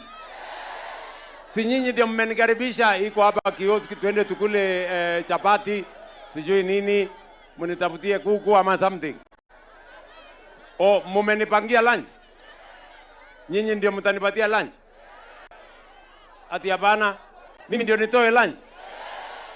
Alafu mnasema niwapange leo, alafu mtanipanga lini? Ati mtanipanga mbele? So niwapange leo ndio munipange mbele? Ai, nyinyi watu mko na maneno kweli. Mmenifanyia mtihani mbaya sana.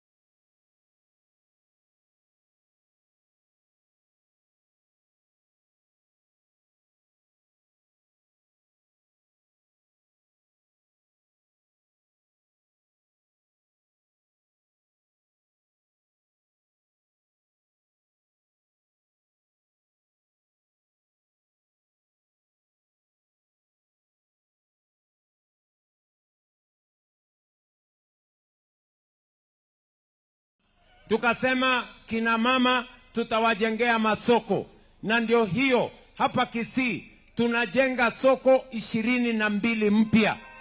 Jana nilifungua soko, leo nimeenda kufungua soko hapa Bonchari. Tuko na soko tunajenga Riana. Mnajua mahali Riana iko? Tunajenga soko pale Riana.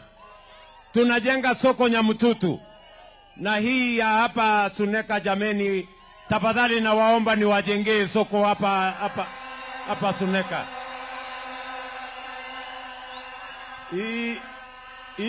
Hii soko ya Suneka si iko chini bwana. Munipatie nafasi nijenge. Mnasema nijenge soko hii ya Suneka. Wangapi wanasema nijenge soko ya Suneka? Basi sikizeni. Mimi niko hapa na PS wangu wa mambo ya housing na mambo ya masoko. Hapa Suneka mimi nitawajengea soko ya ghorofa 3. Ati soko ya ghorofa ngapi? Soko hapa nitajenga ni ya milioni 280. Mimi nataka nitangaze, munipatie mwezi moja, nitakuwa nimetangaza kandarasi ya kujenga soko yenu hapa. Wewe bwana Simba Arati. Simba oye. Wewe boss. Gavana. Niko na maneno. Unajua sasa nimekubali hawa wananchi amri wametoa nijenge soko. Wewe utanisaidia. Hawa wafanyabiashara wakati mimi najenga soko utawapanga mahali, utawaweka muda kidogo ndio mimi nimalize soko. Soko itanichukua miezi 9 peke yake. Alafu watarudi sokoni. Suneka hoye. Sinijenge soko. Munasema Simba anisaidie kuhamisha wafanyabiashara. Na saa ile unahamisha hawa wafanyabiashara, tuwatafutie kitu kidogo. Mimi saa ile unahamisha wafanyabiashara, nitakutafutia milioni .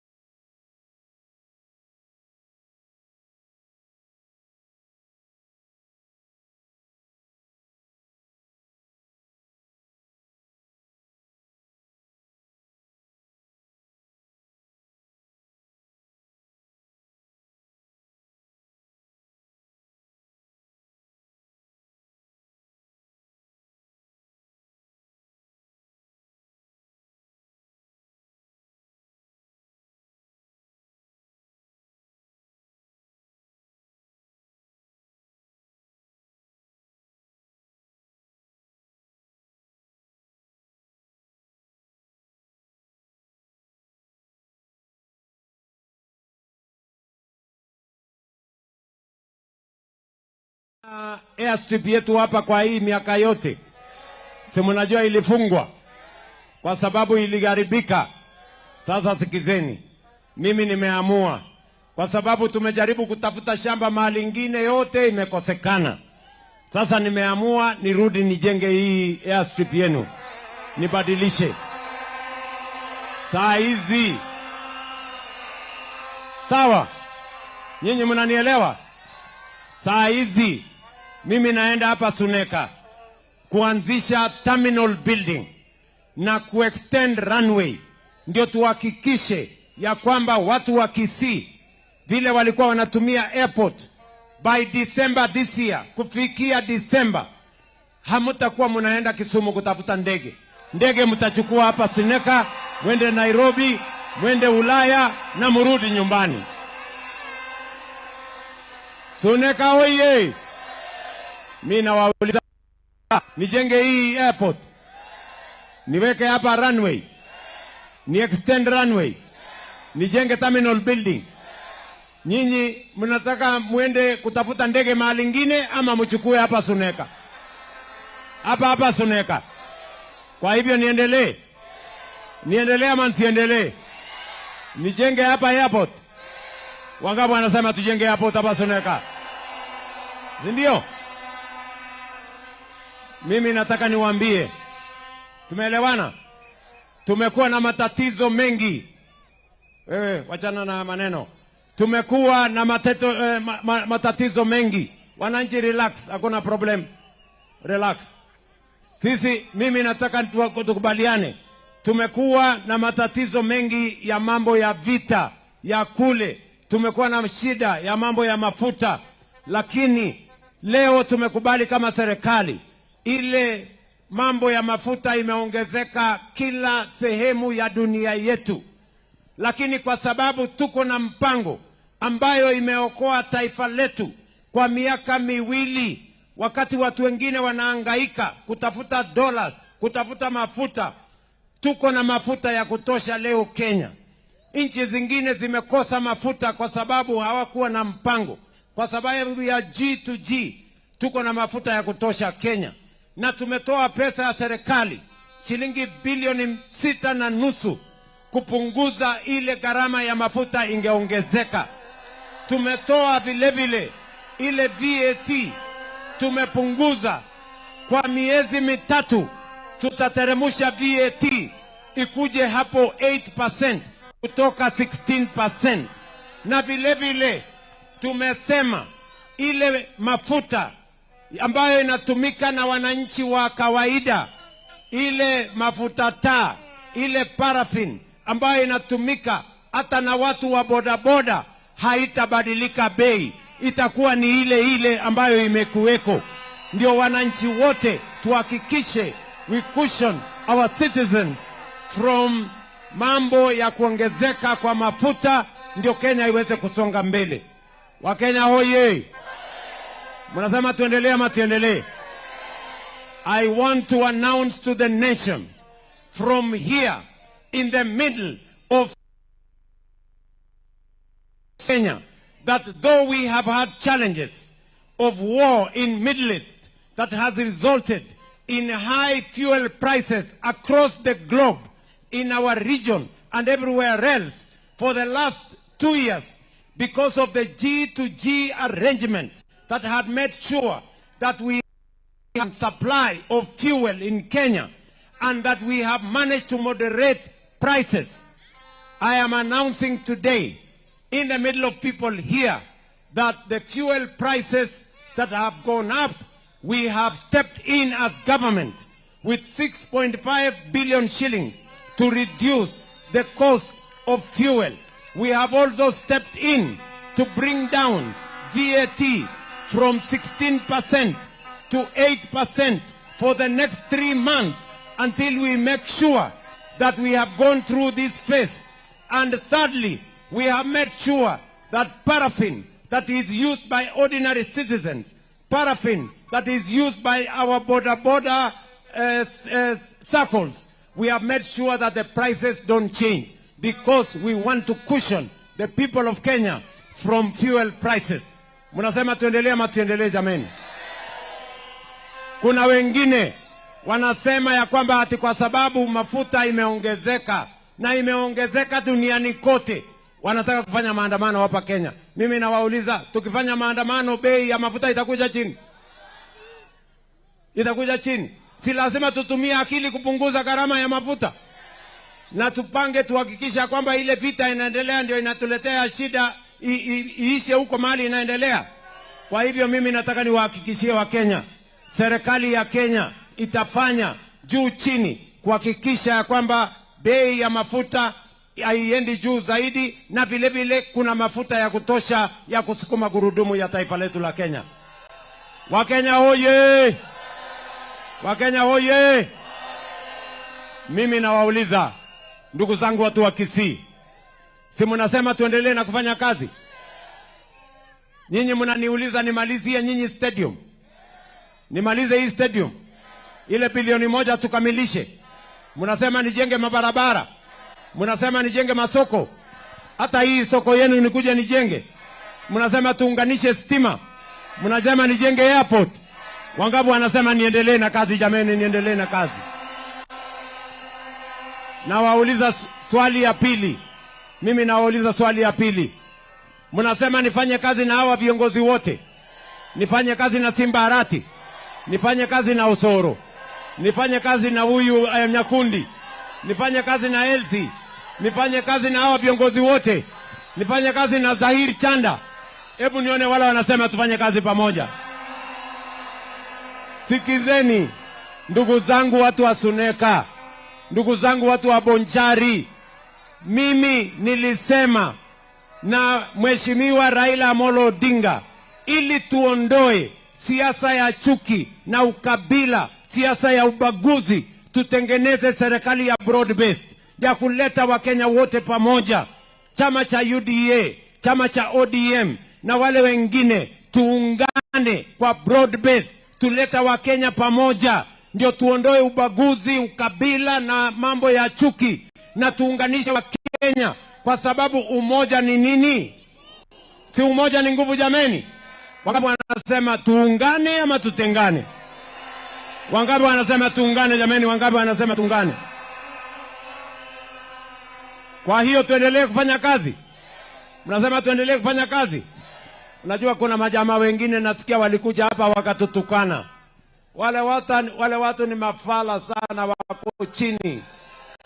Mimi nataka niwaulize, walikuja hapa wakatukana Osoro, wakakuja hapa wakatukana huyu Simba, wakakuja hapa wakanitukana. Mimi nataka niwaulize wale majamaa, nyinyi wacheni matusi bwana. Wacheni ukabila na chuki. Kwanza nyinyi msikuje kuongelea Simba ama mimi ama Osoro ama viongozi. Nyinyi kwanza hamujulikani nyinyi ni nani. Nyinyi kwanza mseme majina yenu ni kina nani. Ama namna gani? Mimi nataka niwaulize watu wa Suneka. Kwani mimi ni mtu sijulikani hapa? Mnahitaji mtu akuja waambie mambo ya Ruto? Si nyinyi mnanijua? Si mnajua Simba? Si mnajua Osoro? Si mnajua hawa wote? Wale watu walikuwa wanaongea hapa maneno mingi na kiburi. Kwanza majina yao hatuwajui. Na kwanza wangekuja kusema majina yao, aseme mimi naitwa Kachieta somebody. Ndio kwanza tumjue wewe ni nani. Ama namna gani? Tunaelewana? Mimi nawaambia hawa jamaa, don't waste your time kuja kusema kuambia hao wananchi mambo ya William Ruto ama Simba ama wa viongozi. Hawa wananchi wanatujua sisi. Na hawa wananchi wanatujua kwa ile kazi tumefanya. Wanajua ile barabara tumejenga. Wanajua ile soko tumefanya. Wanajua stima tumejenga. Wanajua ile kazi tumefanya. Nyinyi kujeni, museme majina yenu, museme ile kazi mumefanya, barabara gani mumejenga, stima gani mumeweka, soko gani mumejenga, kanisa gani mumejenga. Wale watu nasikia hata sadaka hawana. Just imagine.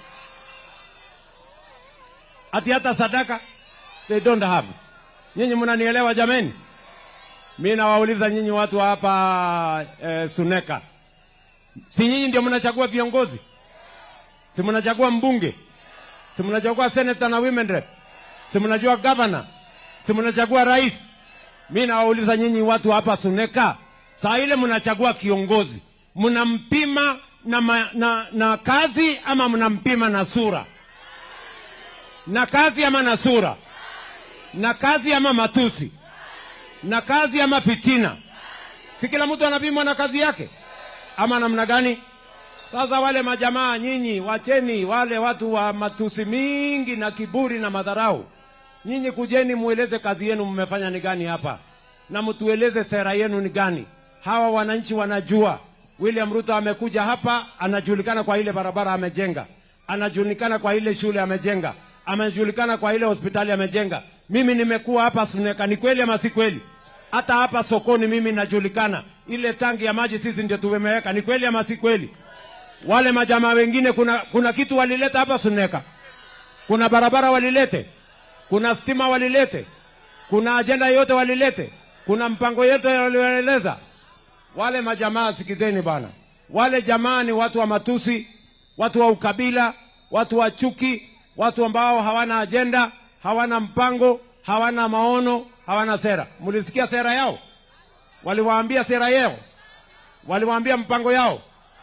Mpango hawana, sera hawana, agenda hawana, maono hawana. Ala, kumbe mnawajua, mnawajua wale jamaa. Ati maono hawana, agenda, sera, mpango, agenda, hata akili. Mimi naona akili ndio hawana kabisa. Kama wangekuwa na akili, si wangetuambia agenda yao ni gani? Si wangetuambia mpango yao ni gani? Kwa hivyo nyinyi watu wa hapa Suneka, mnasema tufanye kazi pamoja? Mnasema Simba Arati afanye na mimi? Au viongozi tufanye pamoja? Tuungane. Kwa hivyo nyinyi watu hapa Suneka mnasemaje? Ati Suneka mnasemaje? Ati Suneka mnasemaje? Ati Suneka mnasemaje? Hebu nione tutam ya watu wa Suneka, nione tutam.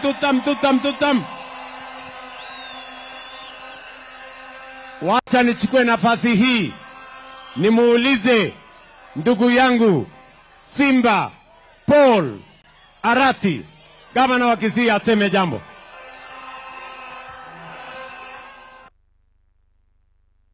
Suneka hoye! Aya. Suneka hoye! Suneka hoye! Arambe! Hebu nione mkono juu kama wewe umekuja kwa mkutano huu. Arambe! Aya. Mheshimiwa Rais, hapa ni nyumbani. Hii njia pale hivi inaelekea hiyo mlima ndio nyumbani, hiyo inaitwa Nsaria Motonto. Hapa mimi nimeenda shule hapa Suneka. Kuni nilikuwa nauza, mama akinipa kuni natembea kutoka Motonto ama ndizi siku ya Jumapili na kuja kuuza kwa soko hapa. Hapa Your Excellency ndio nyumbani. Nataka niseme mambo matatu. Kwanza nianzie, watu wangu mnisikize nzuri. Soko hili, Mheshimiwa Rais, nataka Osoro umalize na Rais. Mheshimiwa Rais, hii soko, Mheshimiwa Rais, hapa juzi lile ambalo liko kando sisi ndio tunatengeneza. Hinga PS wako amekubali na wamefanya design, na nakubali, asante sana kwa kutupea shilingi milioni 450 kutengeneza hili soko. Mheshimiwa Rais, juzi nimepea ile shamba pale nyuma, ile ilikuwa ni ya county. Nimeona Inga amebomoa zile nyumba zote, umefungua kwamba tuko na nyumba 500 ghorofa 14 hapa Suneka. Mheshimiwa Rais, hii airport, kwa sababu lazima niseme juu ya airport. Wakati wa airport, wakati ungeongea hii Suneka, watu walikuwa na machungu sana. Mimi nasema hivyo, Your Excellency, hii airport kwa sababu umetuwekea shilingi milioni 500, nusu bilioni ya kutengeneza, nitaomba kwamba Mungu akipenda hapa mbele tukitengeneza tena, mimi nitafuta tena milioni 500 ingine, uniongeza na milioni ingine 500, tununue tukombezete. Wewe mtu wa Vuvuzera, ngoja, this is very important. Mheshimiwa Rais, kama tutaweza pata karibu bilioni 1, we compensate the people around here so that now we can have it as an international airport. Mheshimiwa Rais, mimi niko tayari. Mimi kama gavana wa Kisii niko tayari. Niongee na MCAs wangu tuweke nusu bilioni. Nimesave pesa, Your Excellency. Nilikuja hapa nikakanyaga kitu inaitwa pipe. Ilikuwa imetoboka kila mahali. Your Excellency, nimeweza kupata bilioni 1, nimepewa watoto basari. Nimepata 1.2 billion, nimenunua machineries for the road construction. Mheshimiwa Rais, nimetengeneza shilingi milioni 500 ya kutengeneza headquarters. Mheshimiwa Rais, nimeweka shilingi milioni 300 kwa maziwa ya watoto wa ECD. Mheshimiwa Rais, nimesema kwamba mwezi ujao, mwezi wa 8, watoto wa grade 1 na 2 pia nawapea maziwa. Wacha niulize. Nimeuliza Mheshimiwa Rais, nikamuuliza tafadhali, wakati baba alikuwa hai kabla hajalala, nikamuuliza Mheshimiwa Rais, tafadhali nitengenezee uwanja huu wa Kisii Stadium. Rais akasema Simba, hiyo nitapeana bilioni 1. Juzi amekuja Jumapili akafungua. Wamesema ndani ya miezi 9 uwanja wa kimataifa wa sports zetu iko pale. Nimeondoa Mheshimiwa Rais, nataka mnisikize mzuri. Mheshimiwa Rais, zile structures ambazo zimebaki, niko na uwanja hapa. Nimeamua kwamba zile stands nitatengeneza hapa. Pili, nikauliza Mheshimiwa Rais anipe bilioni 1 ya daraja 2. Hiyo soko kutoka dunia iundwe ejai kuwa. Mheshimiwa Rais amehakikisha kwamba soko hilo limekuwa tendered. Nyambera 450 million. Mheshimiwa Rais, kwa sababu ya hiyo pesa umenisaidia, ndio nimefanya savings, nimepea watu wangu. Nataka niulize watu wangu, niwachane na mambo ya Ruto ama nishikilie yeye na kazi iendelee? Hebu nione wale wanasema tukae pamoja na Ruto kwa safari hii. Suneka oye! Hebu nikisema Harambee nataka nione Suneka. Hapa ni nyumbani. Mheshimiwa Rais, nimesema tafadhali, kwa sababu umefika hapa. Hii barabara wakati ilikuwa inatengenezwa, hawa watu walikuwa wametuambia kwamba 4 kilometers. Hii ni soko kubwa, ndio ya pili baada ya town. Walikuwa tutengenezee back street, lakini hawakuweza. Nataka tu Mheshimiwa Rais uniulizie mtu wako anaitwa, kuna waziri mzuri uko naye. Kuna waziri mzuri uko naye anaitwa Chirichiri. Umuulize tu. Mimi nimesema nitatengeneza cabros kidogo kama utaamua, kwa sababu huu ndio mkutano wako wa mwisho Kisii. Hizi back street unipe tu hizo kilomita 4 za lami nitengeneze hapa. Suneka, mko tayari? Mko tayari? Wacha niseme hivi. Niseme nisiseme? Nimuulize nisimuulize? Niulize Rais? Sasa Mheshimiwa Rais, wacha niseme hivi nikimalizia. Hapa Suneka kulikuwa na keki ya bonchari. Mheshimiwa, hiyo mtaweka baadaye. Mheshimiwa Wabori ambaye amelara aliweka barabara ya lami nyingi hapa, lakini kuna mahali ndogo ambapo pia tutauliza tukienda mbele. Unajua mbunge wa hapa, sijui anaitwa nani?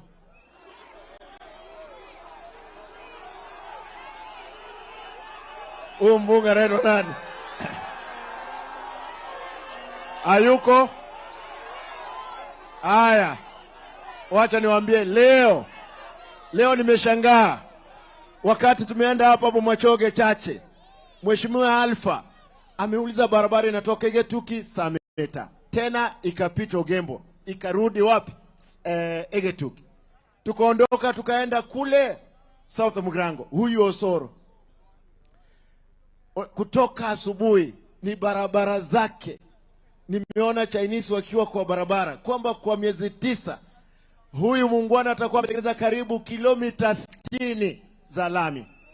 Sasa Ruto atakuwa malaika, ajue hapa Bonchari barabara, lazima mbunge aende amwambie Mheshimiwa Rais kuna barabara, si ndio? Mheshimiwa Rais, hapa tunajipanga. Hapa Bonchari, hapa ni nyumbani. Vile Bobasi iko nyumbani.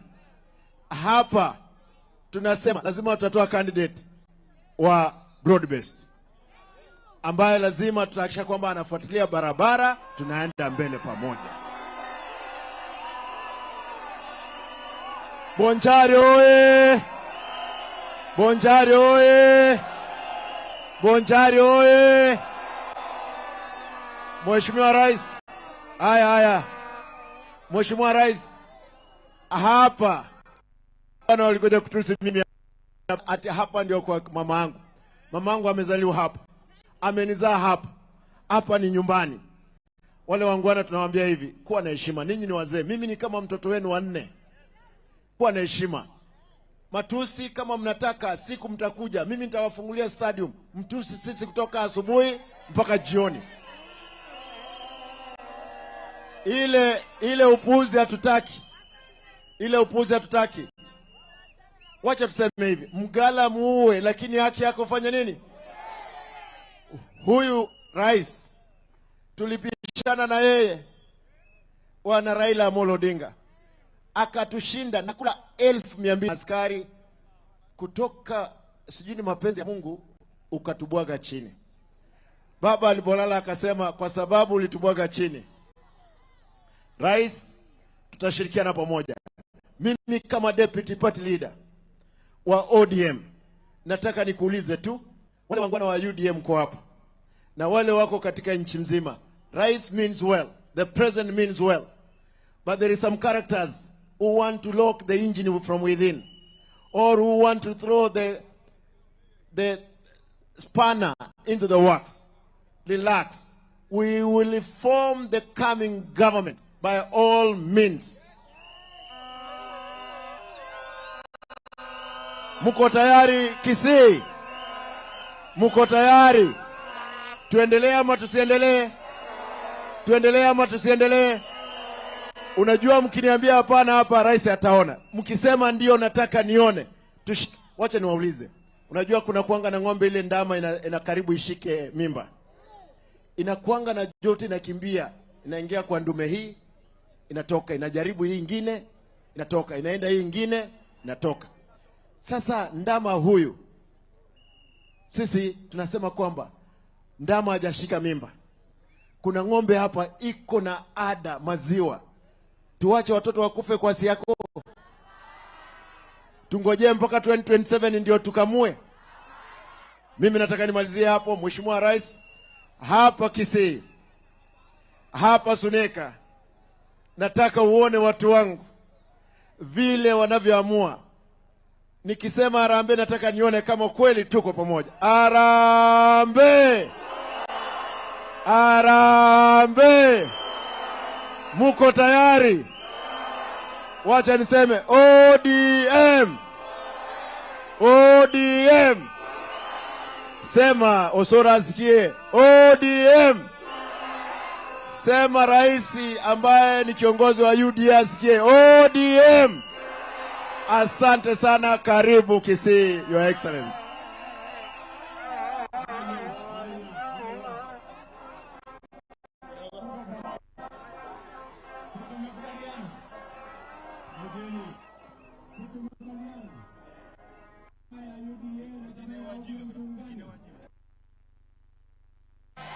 Tuungane sio? Tukisema ODM tunasema tuko tayari.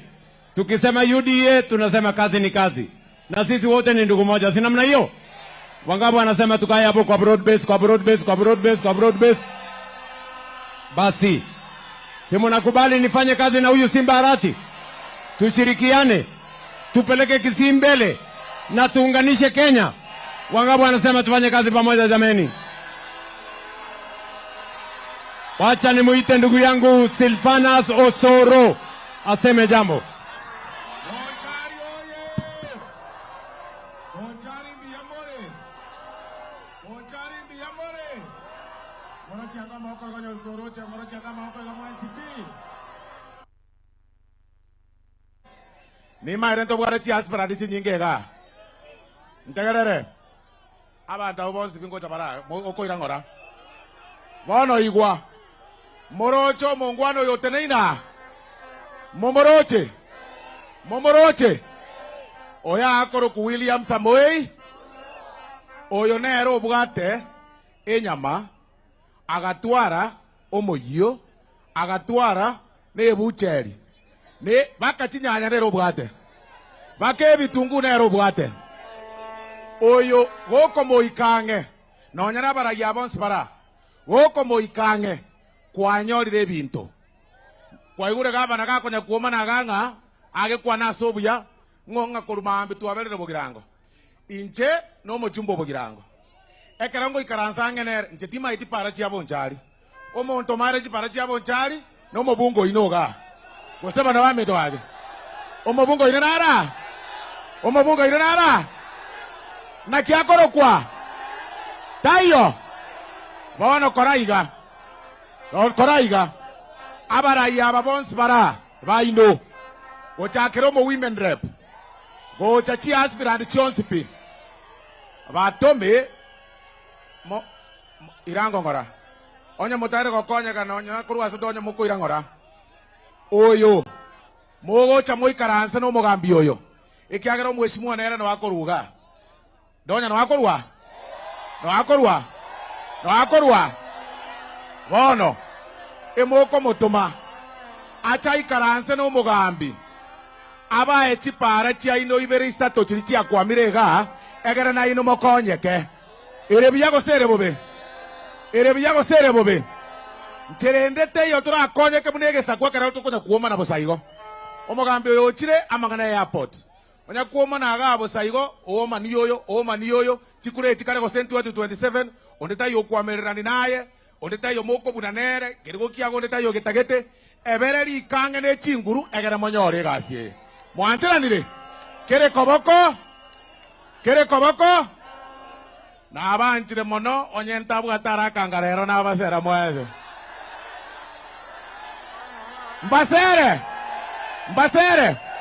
mbasere mwanche to soro ngorokia maoko yo soro Your Excellency, mimi tu nataka niambie wale watu mtu ajui maneno yoyote juu ya anything.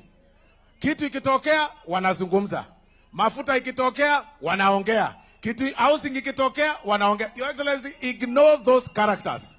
Wewe weka hiyo subsidy ambayo umeweka tuweze kupata mafuta ipungue, watu wa bodaboda waendelee na biashara, ndio maisha iendelee mbele. Your Excellency, kwa sababu hapa mbunge alienda maneno yake, niruhusu Your Excellency kwanza tupate women rep wetu wa hii county ambaye anatoka hapa aje hapa.